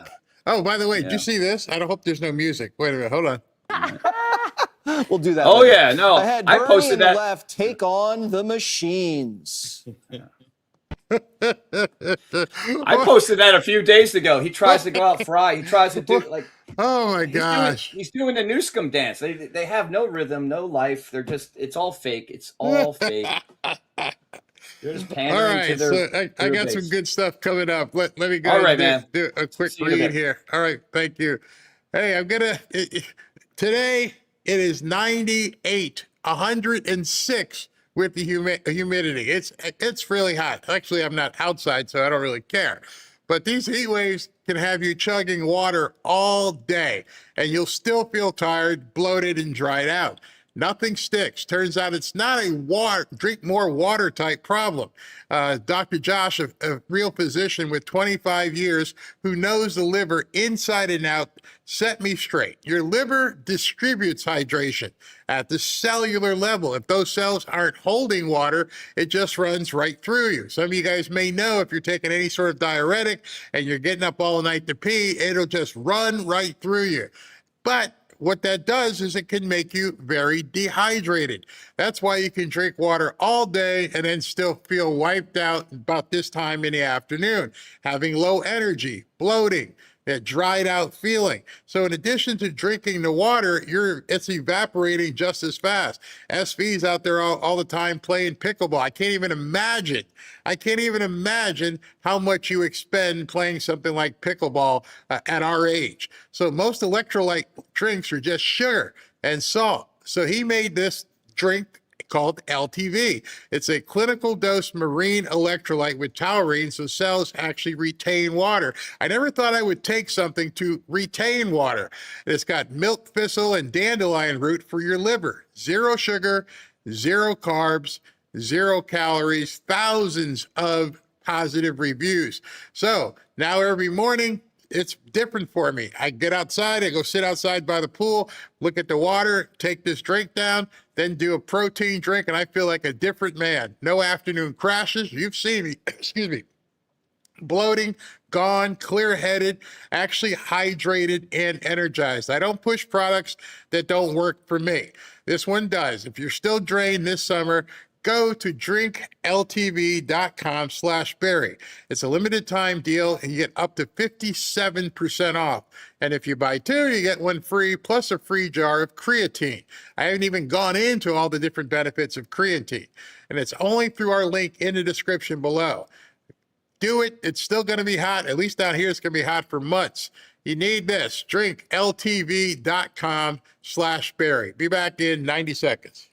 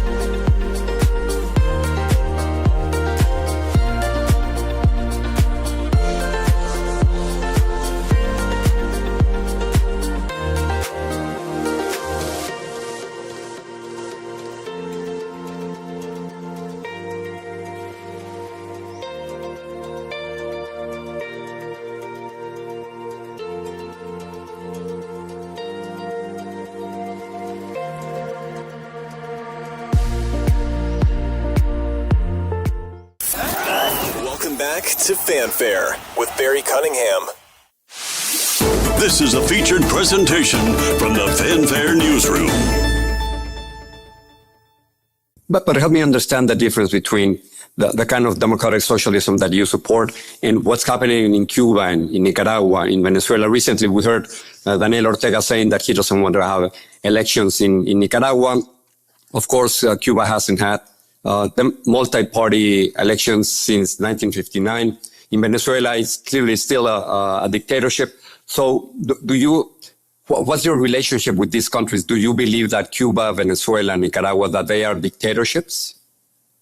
All right, so before he answers that question, this guy is a renowned reporter for Telemundo. I believe it's either Univision or Telemundo. And now the DSA candidates are trying to recruit people in the Spanish audience. And so he does an interview with Telemundo or Univision, or they might be the same thing these days. And again, these people completely embarrass themselves.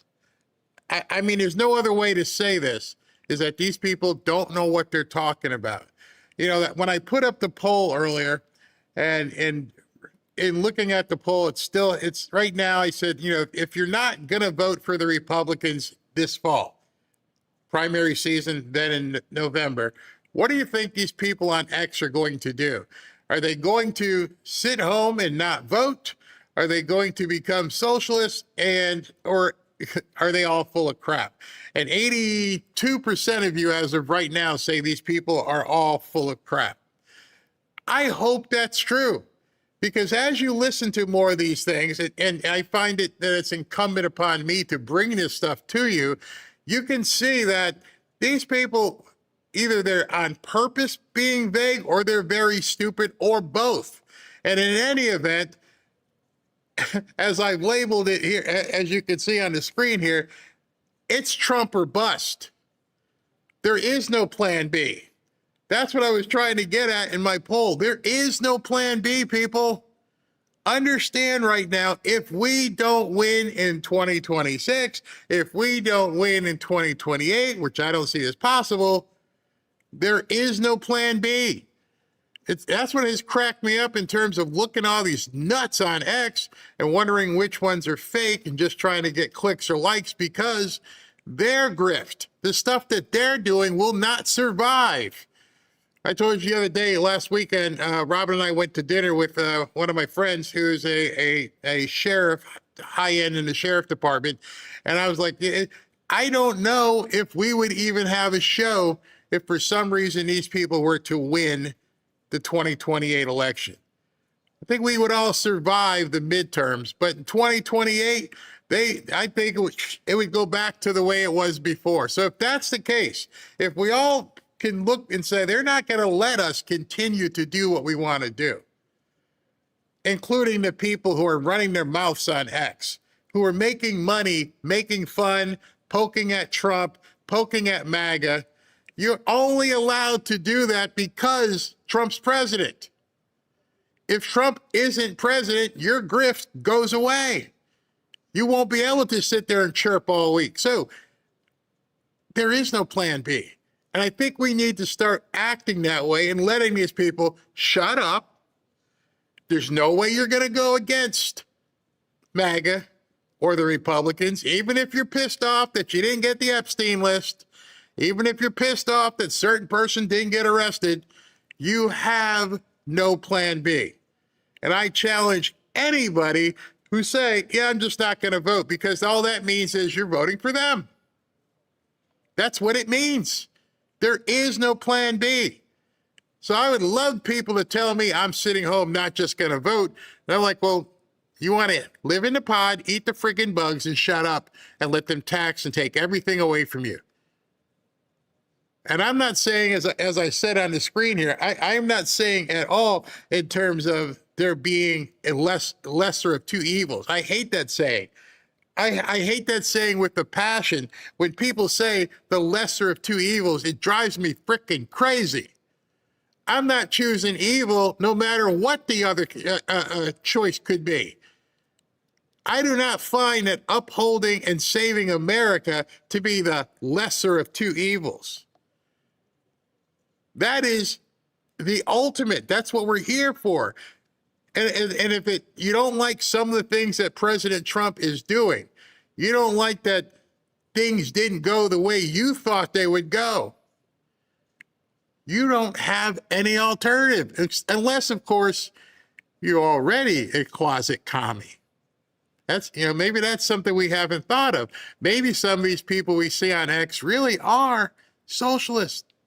Maybe they are commies and have been, sheep that have put in, wolf's clothing, or how the thing goes.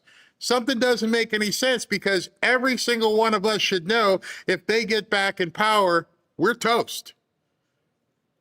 They're gonna have a list. They're gonna check it twice. Oh, Barry, you used to make all those videos about Trump. Yeah, you were trying to get everybody to get behind and rally behind MAGA. Stand over there. I really truly feel that way. Maybe these guys are thinking they're saving their own butts, but there is no butt to save. If President Trump and MAGA was not a choice for me, I would have to find anybody who says, I want to save America, rather than a socialist. I would vote for Susan Collins or Lisa Murkowski as president before I would vote for a socialist. And so when people say they're going to stay home or they hate MAGA, I don't care. You don't have a choice. I will go as far to say, if you don't support the Republican candidates, you now are the enemy. Here's why. For us, expanding democracy, the small d democratic part of democratic socialism, is core to what we stand for and what our vision for the world. We want to expand democracy in the electoral system. We want to expand democracy in our workplaces through labor unions and in our communities. So that's a core part of what we're doing. And that's what we're also very aware of our responsibility within the United States to influence U.S. policy. So when we're thinking about other countries, we want to expand democracy everywhere. Is Cuba a dictatorship for you? Very simple question. This again, I love how this guy came right out the gate with the question. If I was interviewing, I'd say the same thing. Hey, is a man a woman? Is Cuba a dictatorship? Very simple question, very simple answer, but not that simple. I think in the United States, it's hard for us to judge other countries being dictatorships when we have Donald Trump as president. Trump. Gotta quickly make that turn to Trump, because I can't call Castro a dictator. No, it's hard for me to do that when I look at Trump. Do you realize? And I think young people don't. The fact that you can talk crap about President Trump on a televised interview, the fact that you can talk about the leader of the country and call us Nazis and fascists and deplorables and every single name that you want, the fact that you can speak openly and say that proves you're not in a dictatorship. But the idiots in college don't get it. They don't understand that what he just said, you could never say over there. You would get hauled off to maybe some camp or take one in the back of the head. That little 10-second exchange, well, blah, blah, blah, Trump sucks, and try that. Ask the people in these countries. When basic voting rights are under attack in the U.S., validated by the Supreme Court just a few months ago, I think we have a lot of work to do in the United States to make sure we have a democracy. Let me go back to Cuba. Do you think Cuba is a... I'll have to ask you again, since you didn't answer my question. These people are masters of deflection. And this guy's very good. He's very polished. He's experienced. Okay, that was great. Let me ask you again. Dictatorship. But there are things that the Cuban people themselves would want to change in their own system, but it's hard to do that when the blockade is such a severe, it's strangling their economy. And this is U.S. policy to make the economy scream. This is state. It's our fault. Even if it's our fault, even if the economy sucks because we have a blockade as we've had for 50 years, even if that causes the problem, that's not what I asked you. What I asked you is, are they living under a dictatorship? That's very simple. Doesn't matter if they're hungry. Doesn't matter if the lights aren't on. Doesn't matter if it's because of the blockade. Is Castro a dictator?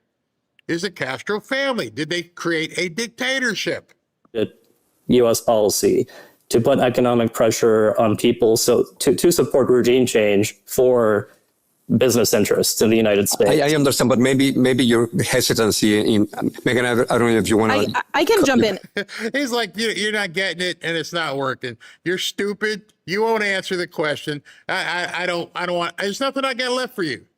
You can't answer a simple question. So now the other dumb one's going to talk. So I've been to Cuba 3 times. I was not talking to people who were like, you know, big advocates of the Cuban government. But they did say the issue is the blockade. The issue is the blockade. Get rid of the blockade. We'll figure it out from there. And that was. It's not what he asked you. They're conflating things. The blockade is over here. You can argue about that. We can debate that. We can say, listen, we shouldn't have a blockade. We're causing the Cuban people strife. If I agree with you and say, okay, you're right, the blockade has been very tough on them. Great. Did we just answer that question? So here's the question again. Regardless of the blockade, are they living under a dictatorship? See, this is when you realize you're talking to people, and there's even people on the right, when they get tongue-tied and they won't just answer the question that's asked of them. doesn't take a whole lot. Even Supreme Court justices can't do it.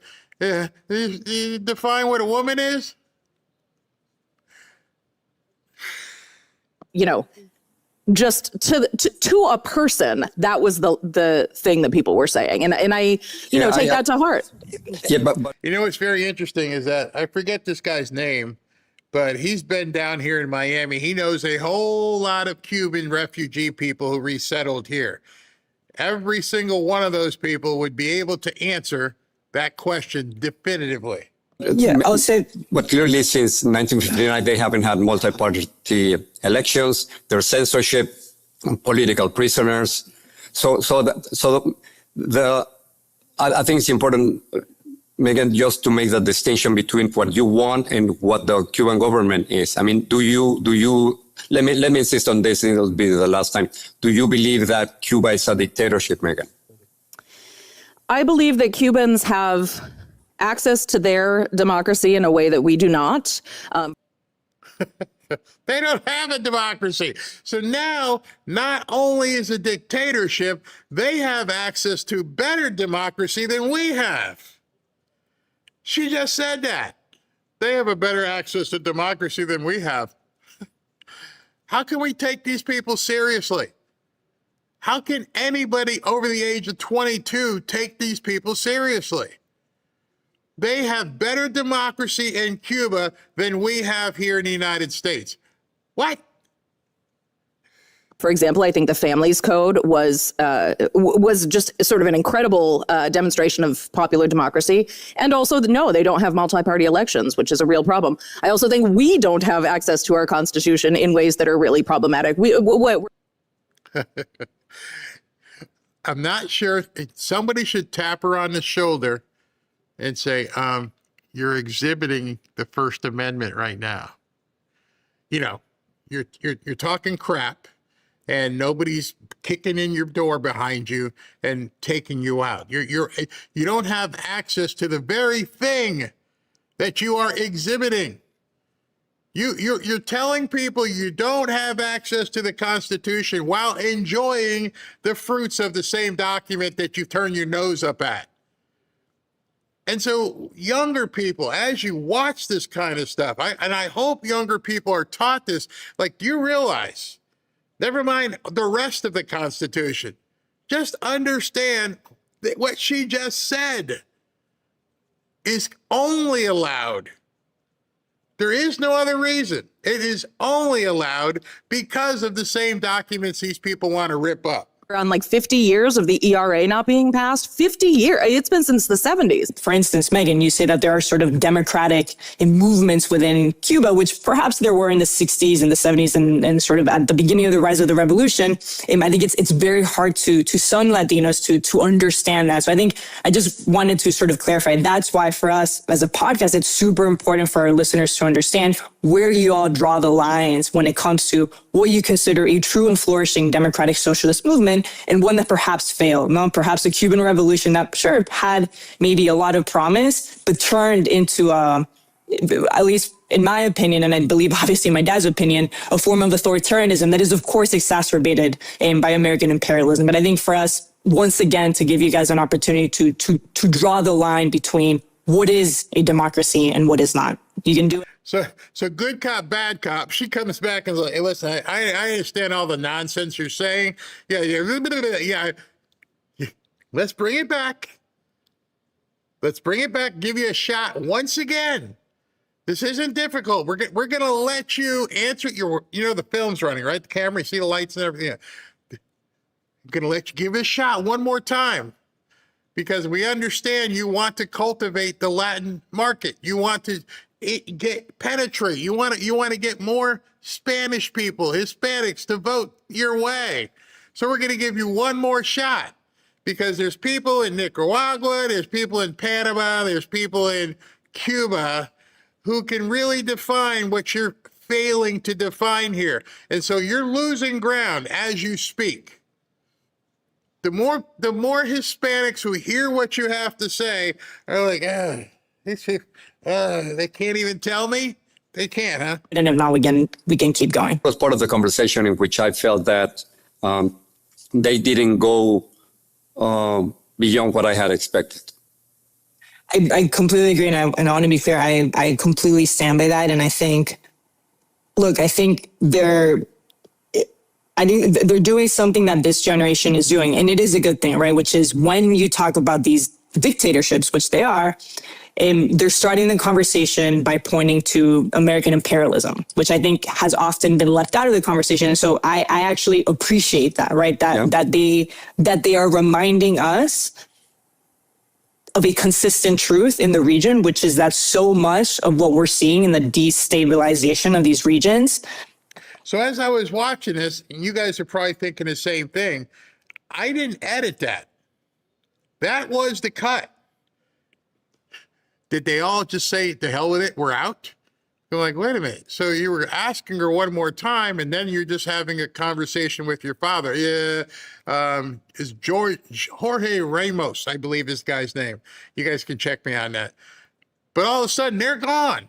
And now she's just talking to her dad. Is also a consequence of American imperialism and American interventions. Sure, we know that. But I think in order to make their argument stronger, right, in order to truly center people, then I'm totally with you, Dad, that they should also sort of be able to have the same intellectual capacity to break down what makes these regimes undemocratic, which is kind of what I was trying to tell them, right? The idea of socialism is a great one. The idea of the revolution in Cuba was a great idea, was a good dream. And so question why it became corrupted. And I think that exercise is a really important one for everybody. Others. Wow. So yes, they must have bailed on the interview and just, we got in over our heads. We can't answer any of the questions that you're bringing forward. And that's what happens when you put these people on blast. When you say to them, you need to answer the question. And they asked them 3 or 4 times, and they got no answer whatsoever. In Wisconsin, Democratic gubernatorial nominee David Crowley, who just beat Francesca Hong in the primaries, is using virtually identical language. Listen. We won't always agree on everything. We do know this, that MAGA extremism is not the way that we want to go. And Michigan's Governor Gretchen Whitmer is pushing the same argument in a new podcast with California Governor Gavin Newsom. The real threat of John James as the next governor of Michigan, or Mike Rogers going to the U.S. Senate and making the difference, whether or not we can hold Donald Trump accountable, whether or not we can push back on the Trump policies that are hurting people and the MAGA Republicans in Washington, D.C., that's the biggest threat. See how coordinated this is? Republicans are the extremists. Trump is the threat. MAGA is beyond the mainstream. But watch what happens when Republicans call Democrats out on their own ideology. You see, what she's getting at is we've got them right now. And it's something I've been talking about the last couple days and over the weekend about having these people on the run. We've got them in a position they don't like. For years now, they've been pointing the finger at us. They've been calling us all kinds of names. Again, it's not working anymore. It stopped working. And using Saul Alinsky's, 12 rules against us, but now people are recognizing it. And I think the whole WNBA thing, as I've said before, has blown this off, just completely blown it wide open. And they can't accept the finger coming back at them. Literally, Sophie Cunningham, the finger's coming back at them right now. Hey, what do you mean, you communist? Oh, no, stop calling me names. Wait a second. Oh, we can't call you what you are. We can't call you what we feel you are. But for the last number of years, you've called us deplorables, blah, blah, blah, blah, blah. And we just sat back and took it. Now, very quickly, it's turned. And I don't think enough people on the right are recognizing we've got them on the run.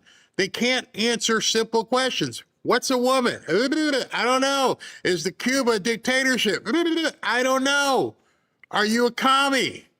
Stop calling me bad names. Some people out there will call me a communist because I think that every man, woman, and child in this country is entitled to health care. Well, you know what? Well, the problem with that, Bernie, I don't know if I could agree with you yet because every man, woman, and child deserves health care. What's a woman? Keep the pressure on. Every time you see some libtard say something about a woman, ask them. It's very simple in the chat. By the way, what's a woman? Oh, screw you, MAGA, effing extreme. No, I'm just asking a question. Can you tell me? I can't even go further in this conversation, Bernie, because I'm trying to understand your mindset and your position here. I'm trying to get a hold of your perspective. So, what's a woman? And they just completely fall apart. What the vast majority of the American people believe. And then, right on cue, Whitmer whines about the exact same thing. I think the right has really grabbed onto it because they know if you say socialist and communist, that it scares people. The ability for some to use that title, right, to kind of scare people away from us it's problematic. It's working. It's not problematic. The problem is it's working. Many of you who have not understood the 12 rules of Saul Alinsky, you're now seeing it play out right in front of your eyes, and maybe some of you aren't realizing it. You're like, wait a minute, are we using stuff against them? Are we turning the stuff and actually using rule number 4 and making them stand up to their own rules? Bernie, shut up for a second. What's a woman, huh? Hey, you're a stupid reporter, and CNN has to come out with a statement. They can't take the tables being turned. And I just wish that more and more people realize they're on the run. We've got them where we want them. They have no answers. They have no ability to respond. The interview with George Ramos, did they leave because they could? Hey, I'm going to ask you one more time. Is that a dictatorship? They can't define anything. They were very good at defining us. They were very good at defining Trump. Now they're being asked to define themselves. And what's so weird is that the only ones who are defining themselves are the people like Hassan Piker, who will tell you, yeah, go F yourself. Yeah, you're an effing boomer.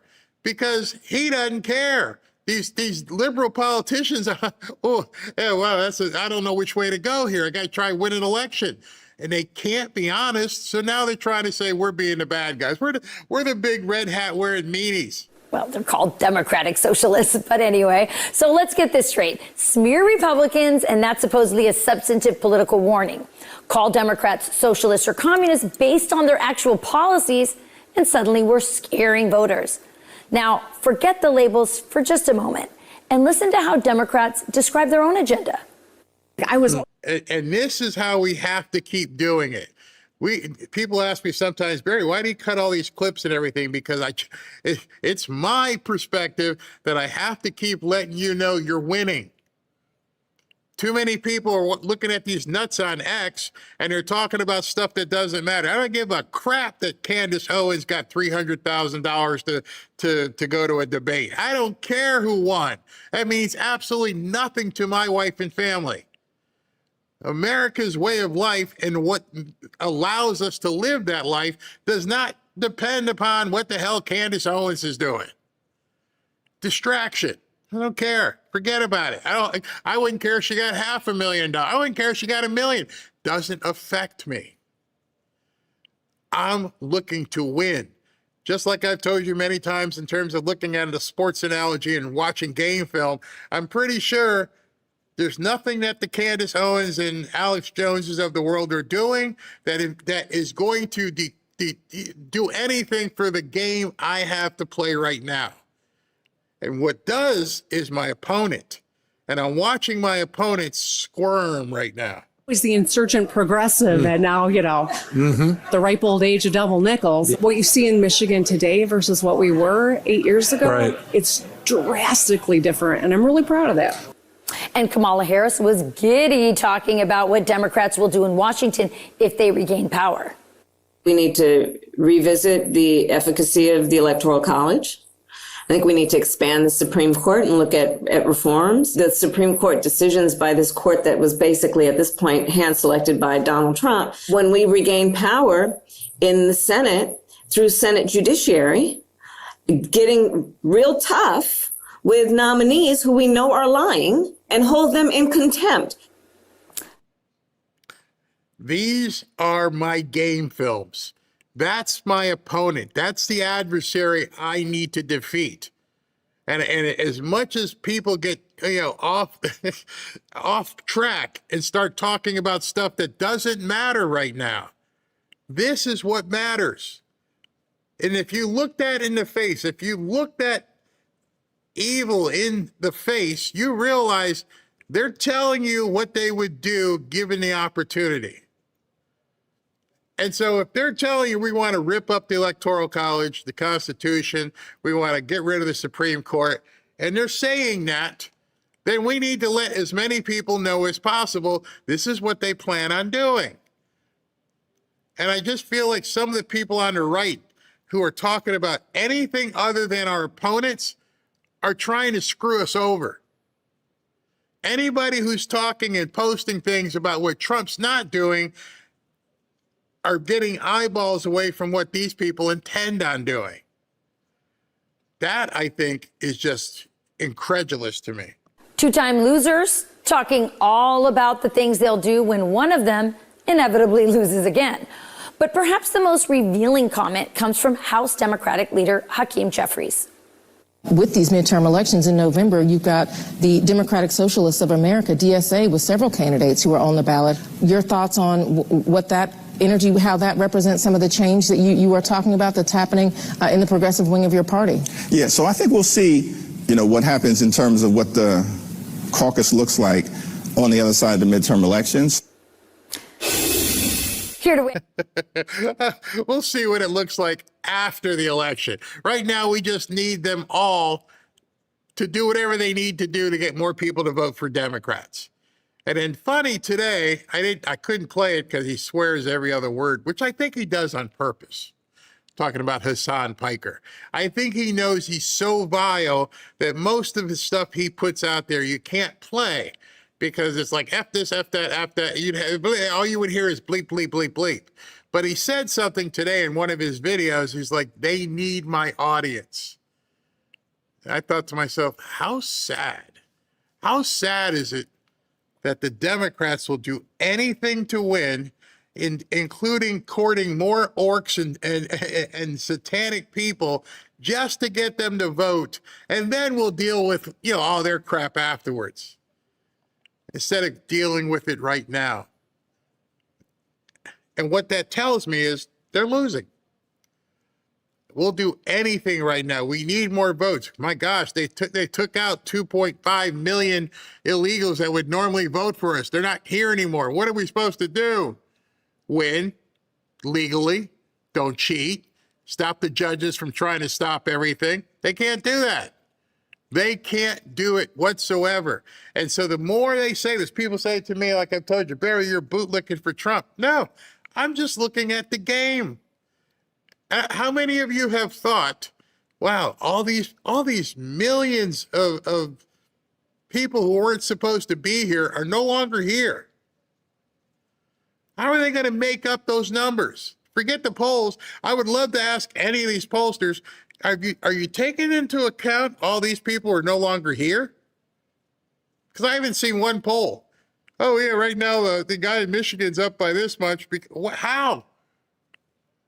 They're one of their big voting blocks that was basically invisible to the rest of us is no longer here. We know that the black vote isn't behind them. We know that the Spanish vote isn't behind them. So how the hell can your polls be right? We already know there's a huge gap, especially if these elections are so close as they're supposed to be. How do you make up those numbers? One of the reasons I knew Trump was going to win, and if you watched my show a long time ago, and I would chuckle about it, and I went, he doesn't have to win too much. He chipped away from the black vote. Every time a black president or a Democrat president would win, they would get 90+% of the black vote. He didn't have to win the black vote. I just need to chip away enough where it makes a difference.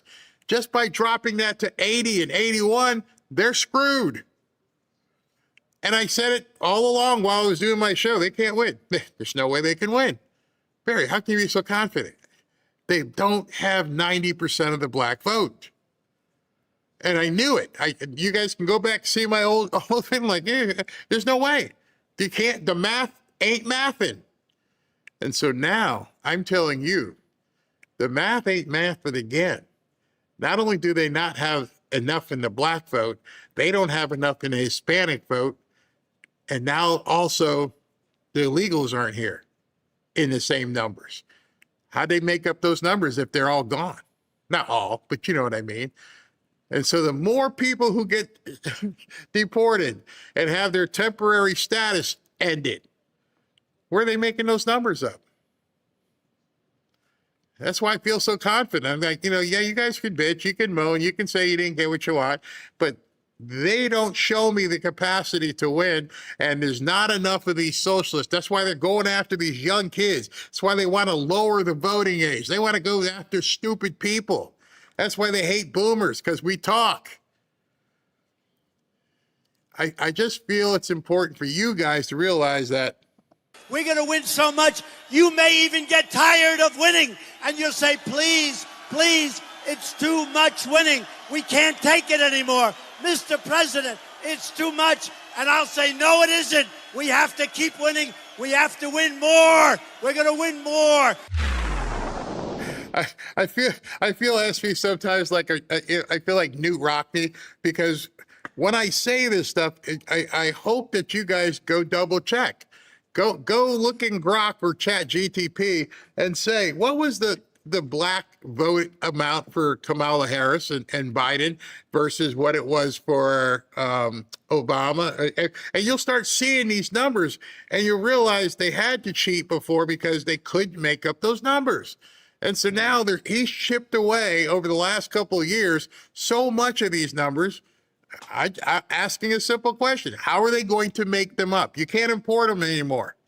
And that's why he keeps saying the border's zero. The border's zero.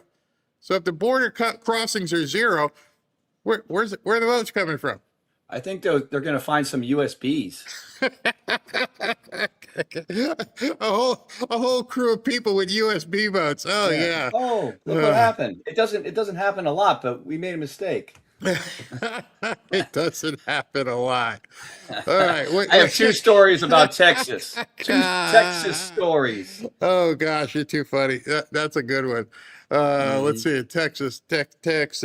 Okay. What do we got here? So on the good news side, Trump Energy Secretary Chris Wright just dropped his truth nuke at a West Texas oil and gas hub.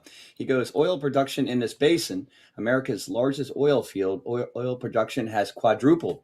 National gas production has grown sevenfold. We can produce more oil and gas at less cost than we ever could before. So lower the damn prices, companies. Let's go. Yeah, absolutely. Come on. I mean, that's what a lot of people keep saying. Drill, baby, drill. It's the refinery and it's the taxes that these states keep putting on top. It's not organic. It's completely fake. No. And what do you got here? The next story is a little long. I'll just read the first couple paragraphs, and I think it's a 1 minute video. So maybe can you download it while I'm reading the first couple paragraphs? Okay, yep. Perfect. All right. So just in, this Texas officer has sounded the alarm that Texas is honoring. Wait a second. Oh. I gotta hit the button so that I can do it, because if I did it while you're talking, all this stuff. I go away. Yeah, you go away, and everybody would say, "What's Barry doing?" And Barry's downloading the video. Hold on 1 second. We know you're working hard. I should have done it beforehand. My bad. Yeah, totally I give you a little note on them now. I tell you, there's a video and how long it is, so help you out. Wait a minute. Where is it? Is it Eric? Yeah, it's Eric Doherty. Okay, last hold on. cut. All right, give me time to bring it in. Okay, go ahead. All right. So just in, this Texas officer has sounded the alarm that Texas is honoring Mexican CDLs on state roads, putting Americans at risk. That's despite the fact Mexican CDL fraud is widespread and rampant. People from other countries other than Mexico are obtaining Mexican CDLs to game the system. Foreigners who are purchasing a Mexican CDL, that would be someone from Colombia, is illegally living here in Texas. They may have crossed through Mexico. They're living here in Austin. So if you want to play the video, he probably embellishes a little bit more. to read it. I can't believe this stuff. Foreigners who are purchasing a Mexican CDL, that would be, I'll give you an example. Somebody from Colombia is illegally living here in Texas. They may have crossed through Mexico. They're living here in Austin. A friend of theirs says, you could make a great living driving a dump truck. Well, how can I do that? Hey, call this guy and he'll get you a Mexican CDL. Texas law enforcement has to honor that CDL because the federal government says so. The state requires them to. He gets that CDL within a week after paying $3,000. He jumps in the seat of a dump truck next week and starts going to work without having any formal training, ever driving a commercial vehicle that weighs up to 80,000 pounds. And he's interacting in the regular flow of traffic with you and I. Oh my God. I mean, Trump should be listening to this officer. I mean, I know a guy who knows a guy who knew a guy. Come on, let's drive an 80,000-pound tractor trailer, and I don't even know how to read the road signs. Come on. That must have been one huge loophole that they've been using. I mean, it's absolutely crazy. Man. That's really bad. Makes me sick. And it's a good segue because the next segment I have is Tom Homan, and I played something yesterday or the day before when he's absolutely pissed. But I want you to hear what Tom Homan had to say last night. All right, thank you. All right, so let me do one more quick spot before we leave, and then we'll talk about Tom Homan. I don't know how old you may be, but if you're getting ready to turn 65 or you're already 65, you're going to find out there is so much, I mean, literally so much you're going to have to do to get your Medicare thing taken care of. A lot of younger people have no idea what I'm talking about. If you're 65 or older, you realize at this point, you're like, what am I supposed to do? It's so confusing. It's absolutely mind-numbing in terms of all the different things you're going to have to do. And I can confirm it, having gone through it myself. Keeping track of the enrollment periods, understanding all your options, which you do have options, and making sure you're on the right plan takes too much time and energy. At least it did for me. And in between, you got people who are trying to scam you on Medicare. You got corrupt insurance agents. You've got bloated insurance companies. And it's easy to make mistakes that can actually cost you thousands of dollars just because you didn't know. That's why I'm happy we work with the guys from Chapter. They're actually honest and the only Medicare advisor nationwide that looks at every plan available in the United States. And they help people save an average of $1,100 per year. And I'm sure you could go get an extra $100 a month in your pocket would be something you'd be interested. People are relieved when they talk to Chapter. And these guys won't push you to buy any plan that you don't want. And their support is what you're looking for. It's completely free. Doesn't cost a dime. So if you're turning 65 soon or having questions about your Medicare coverage, call them at 475-328-3545 to get the most out of Medicare. Most people just wish they'd call sooner because it's so simple. Or you can go to askchapter.org/Barry to book a free one-on-one consultation. So I hope if you're getting close to that age, as we head towards, the end of the year, you got to start making your enrollments decisions, give them a call. All right, let me finish up with Tom Homan here. This is a featured presentation from the Fanfare Newsroom. Tool in the toolbox to make sure that we abolish ICE. We can imagine a world beyond ICE. We will not wait to abolish ICE. We need to abolish ICE. And I am in support of abolishing ICE. Yeah, Democrats love to say abolish ICE, right? In fact, Democratic candidates across the country are going to dismantle the agency. But while that left escalates its war on ICE, it makes everything worse. The Trump administration is escalating its immigration crackdown. Get this. ICE has arrested roughly 51,000 immigrants in July alone, a new monthly record. And at the southern border, the Trump administration is now marking 15 straight months with zero border crossings, no. That's what I was saying. If 51,000 people a month are getting busted, they got to make up. Somehow they got to make up those votes. most of those people obviously are going to be voting Democrat. Leases. Southwest border apprehensions have plunged, with daily apprehensions down 94% from the previous administrations, and now it's at the lowest level in 30 years. Can you smell success? So while Democrats are talking about getting rid of ICE, the Trump administration's enforcement strategy is delivering historic results. Numbers don't lie. Maybe that's why Fox isn't the only network pressing Democrats about what abolishing ICE would actually mean, what it would look like. I was stunned to see CNN, yes, CNN, just pressed Minnesota Democratic Senate nominee Peggy Flanagan on her call to dismantle ICE. The same Peggy Flanagan who has served as lieutenant governor while massive fraud scandals have rocked the Walz administration. Listen. Now, I'm going to give you a little test here. Peggy Flanagan is going to get asked about immigration and fraud. What do you think her answer is going to be? I bet you if you said in the top three, I could probably tell you what your answer is going to be, and you are correct.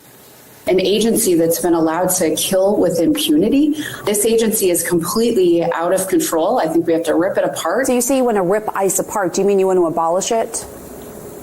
I want to rip ICE apart. And so you want to get rid of it? You want to get rid of ICE completely? I think we need immigration and we need an immigration system.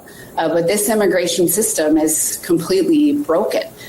She doesn't know what she's... Except it's not an immigration system. It's immigration enforcement system.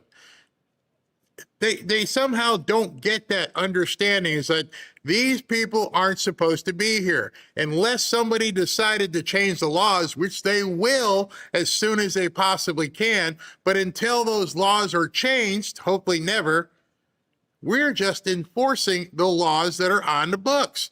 These are the laws that you people in Washington passed. If you didn't want them passed, you should have changed them. And so Tom Homan and all the guys at ICE are merely enforcing the law. Talking about, and now it's proven. Let's get the reaction of border czar Tom Homan. Tom, I know you're sick of hearing it, but they really hurt ICE's reputation by continuing to say it over and over again. Your reaction to the non-answer from people who want to abolish ICE on what comes next? Look, they say they want to abolish ICE. Even members of Congress say let's abolish ICE. But what they're failing to tell the people is we're enforcing the laws that they wrote, that they enacted. We're not making this up. We're doing the same job we did under any other president, except under the last 4 years under Joe Biden, ICE wasn't allowed to enforce the law. If they look at the results of what ICE has done, right, record numbers of arrest deportation. In June, ICE arrested more illegal aliens than any time in the history of the agency. July, we blew June out of the water. August is going to be the same thing. And now think about that. Successive months, we've got rid of a historic amount of people who aren't supposed to be here, which is causing the Democrats to ramp up their rhetoric because they know there's so many people in this group of people who are getting booted that vote for them. They don't care about their safety. They don't care about who they are. None of that. What they care about is, oh, we got to make up all these voters. We got to stop them from tossing these people out. And I know this for a fact because if they cared about them, they would be doing more to help them become citizens. But they didn't do that. They wanted them in the shadows. They wanted them in the dark for a reason. And now it's getting exposed. We need to remember, just short of 70% of everybody we arrest is a criminal.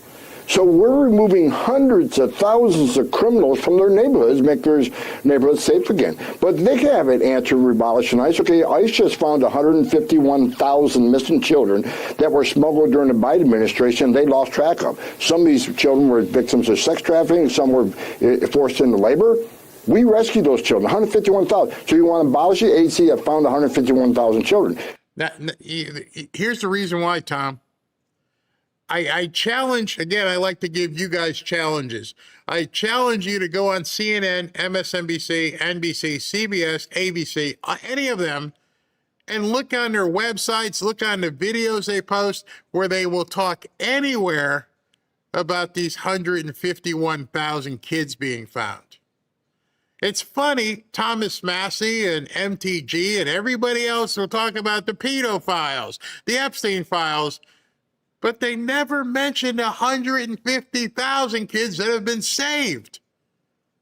young kids, current business, not what Epstein did 15, 20 years ago. We have found 150,000 current kids in that problem who are being all taken advantage of. So if you were truly interested in stopping the kid stuff, why aren't you celebrating the fact that 150,000 of them have been saved? Why are we listening to these 18 people who never say anything, who always stand up the podium like, we need to let everybody know who did this to us? Go ahead and say it. But it's like 15 older women at this point and 150,000 kids, and they never talk about it. Not once. Not any Democrat talks about that. Have you asked yourself why? Why do they not talk about the kids who are currently being saved? And in addition to that, how many times have you seen some story in the last couple of weeks where they found some kid chained into a house or somebody in a basement somewhere? And they arrest these guys and women who are doing stuff to these kids, keeping them in cages, keeping them chained up, doing all kinds of crazy things to them. Not a word. I saw a horrific story. I can't even put it on I can't put it out. But the kid had been stuck in a cage for so long. You can go look this up. He was stuck in a cage for so long, he didn't remember how to walk. Just let that germinate.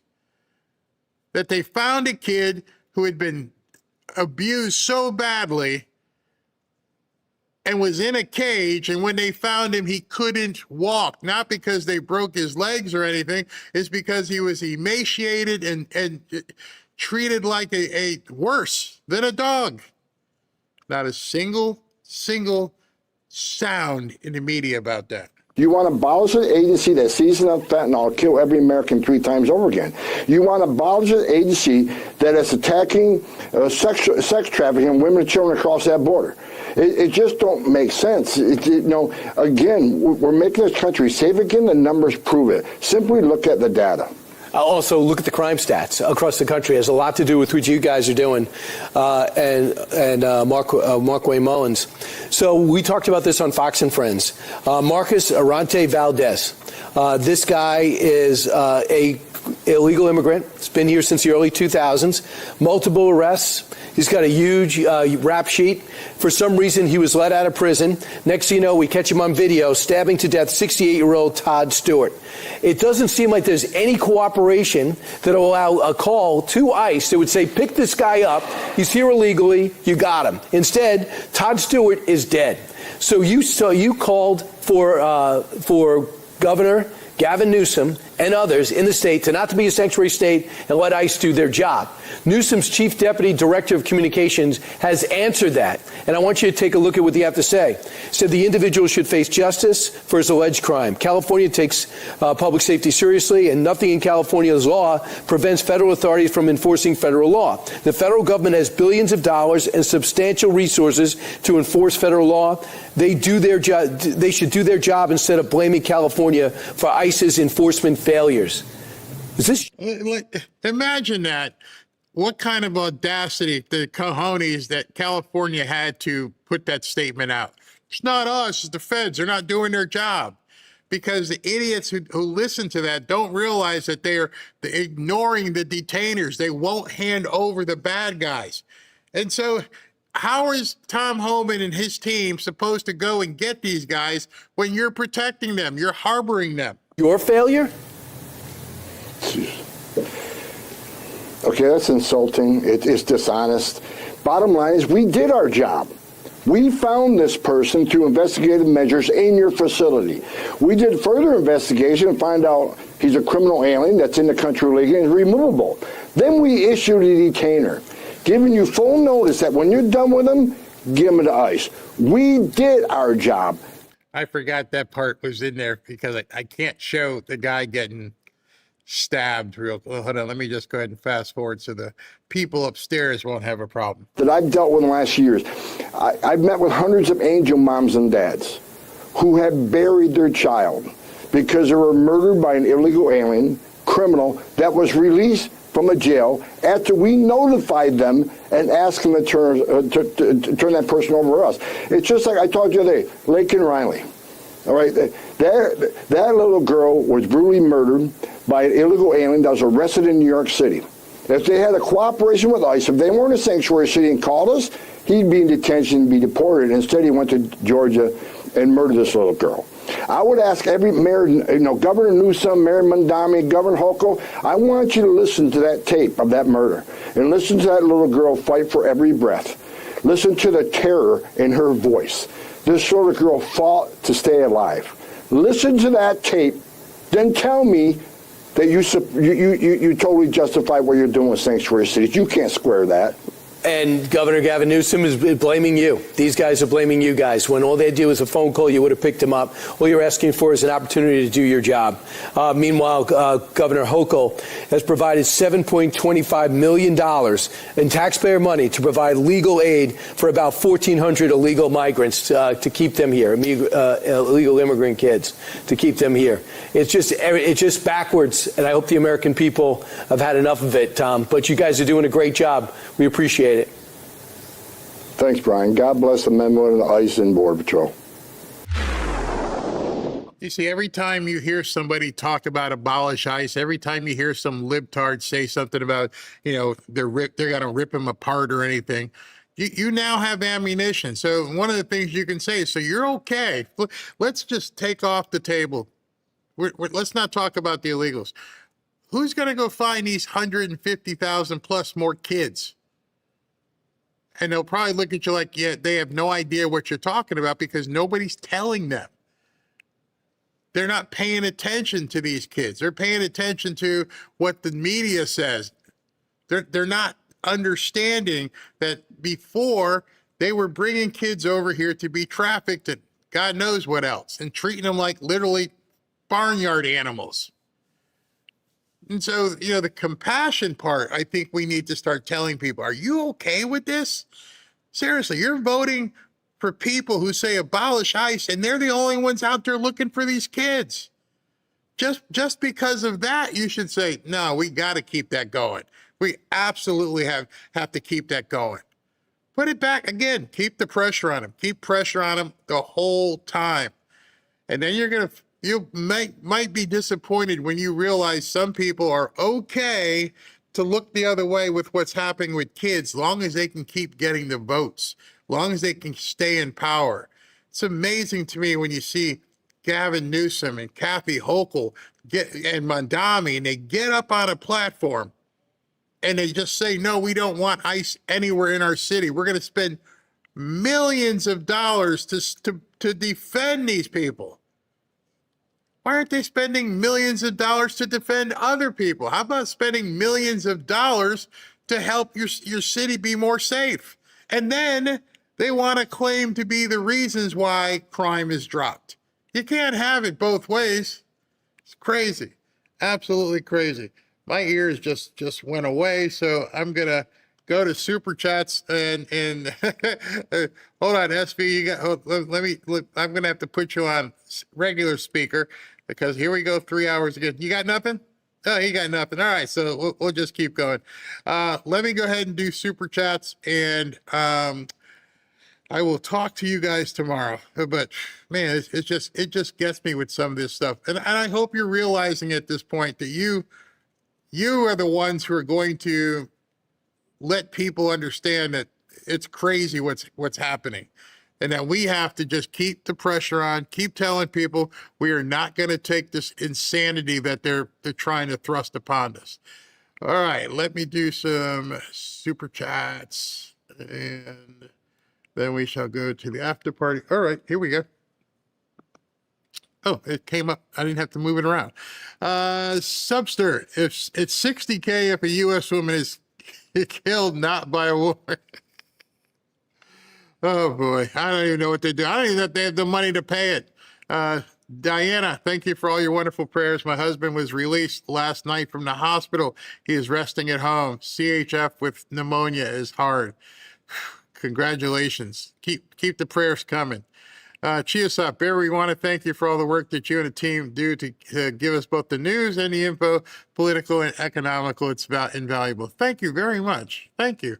Alec, Barry might suggest an interview with the ladies of Promethean Action. They have excellent insight into geopolitics. Yeah, I think Ashley can reach out for them. I'll ask her. Chiasop, I have never seen a commie crack give anything. They only take. Yeah, it only goes one way. That's for sure. Macon Blankenship. They were never disciplined as children while growing up. No respect for the office of the president. None. Cheers up again. The moderators are here are not for us, but to protect the trolls by kicking them off, because if we went after them, it would be a lot worse. Oh, yeah, I know. It would be a free-for-all at that point. Andrew, hey, CNN, what's the saying? F your feelings. Yes, exactly. John, fake news, FAFO. Yeah, she found out tonight to the point where they had to come to her rescue. John, again, fake news, stupid is as stupid does, really. Alec, our media is an embarrassment. And it's weird because they don't realize it. That's the shame part. Shiosop a couple times here. I don't think many illegals ever voted physically. Dems got them dead people's names and then harvested their vote. We need to keep an eye on the rolls. That's why they're fighting tooth and nail to protect that. Dems will say that illegals voted by mail where they got deported to, and we have to count all the votes. It's going to be bad. I can't imagine what's going to happen. And Rot Dog, today I made an offer on a property with 9 acres across the street from my house to purchase as for my son. The house is pretty bad shape, but even so, the ROI would be amazing. Please pray your offer is accepted. Oh, fantastic. Good luck. I hope that works out for you. 9 acres. Where is that? You can do a lot with 9 acres. Go ahead and subdivide it and sell it off, acre by acre, or build on it. That would be fantastic. Good luck to you on that. Very good luck to you.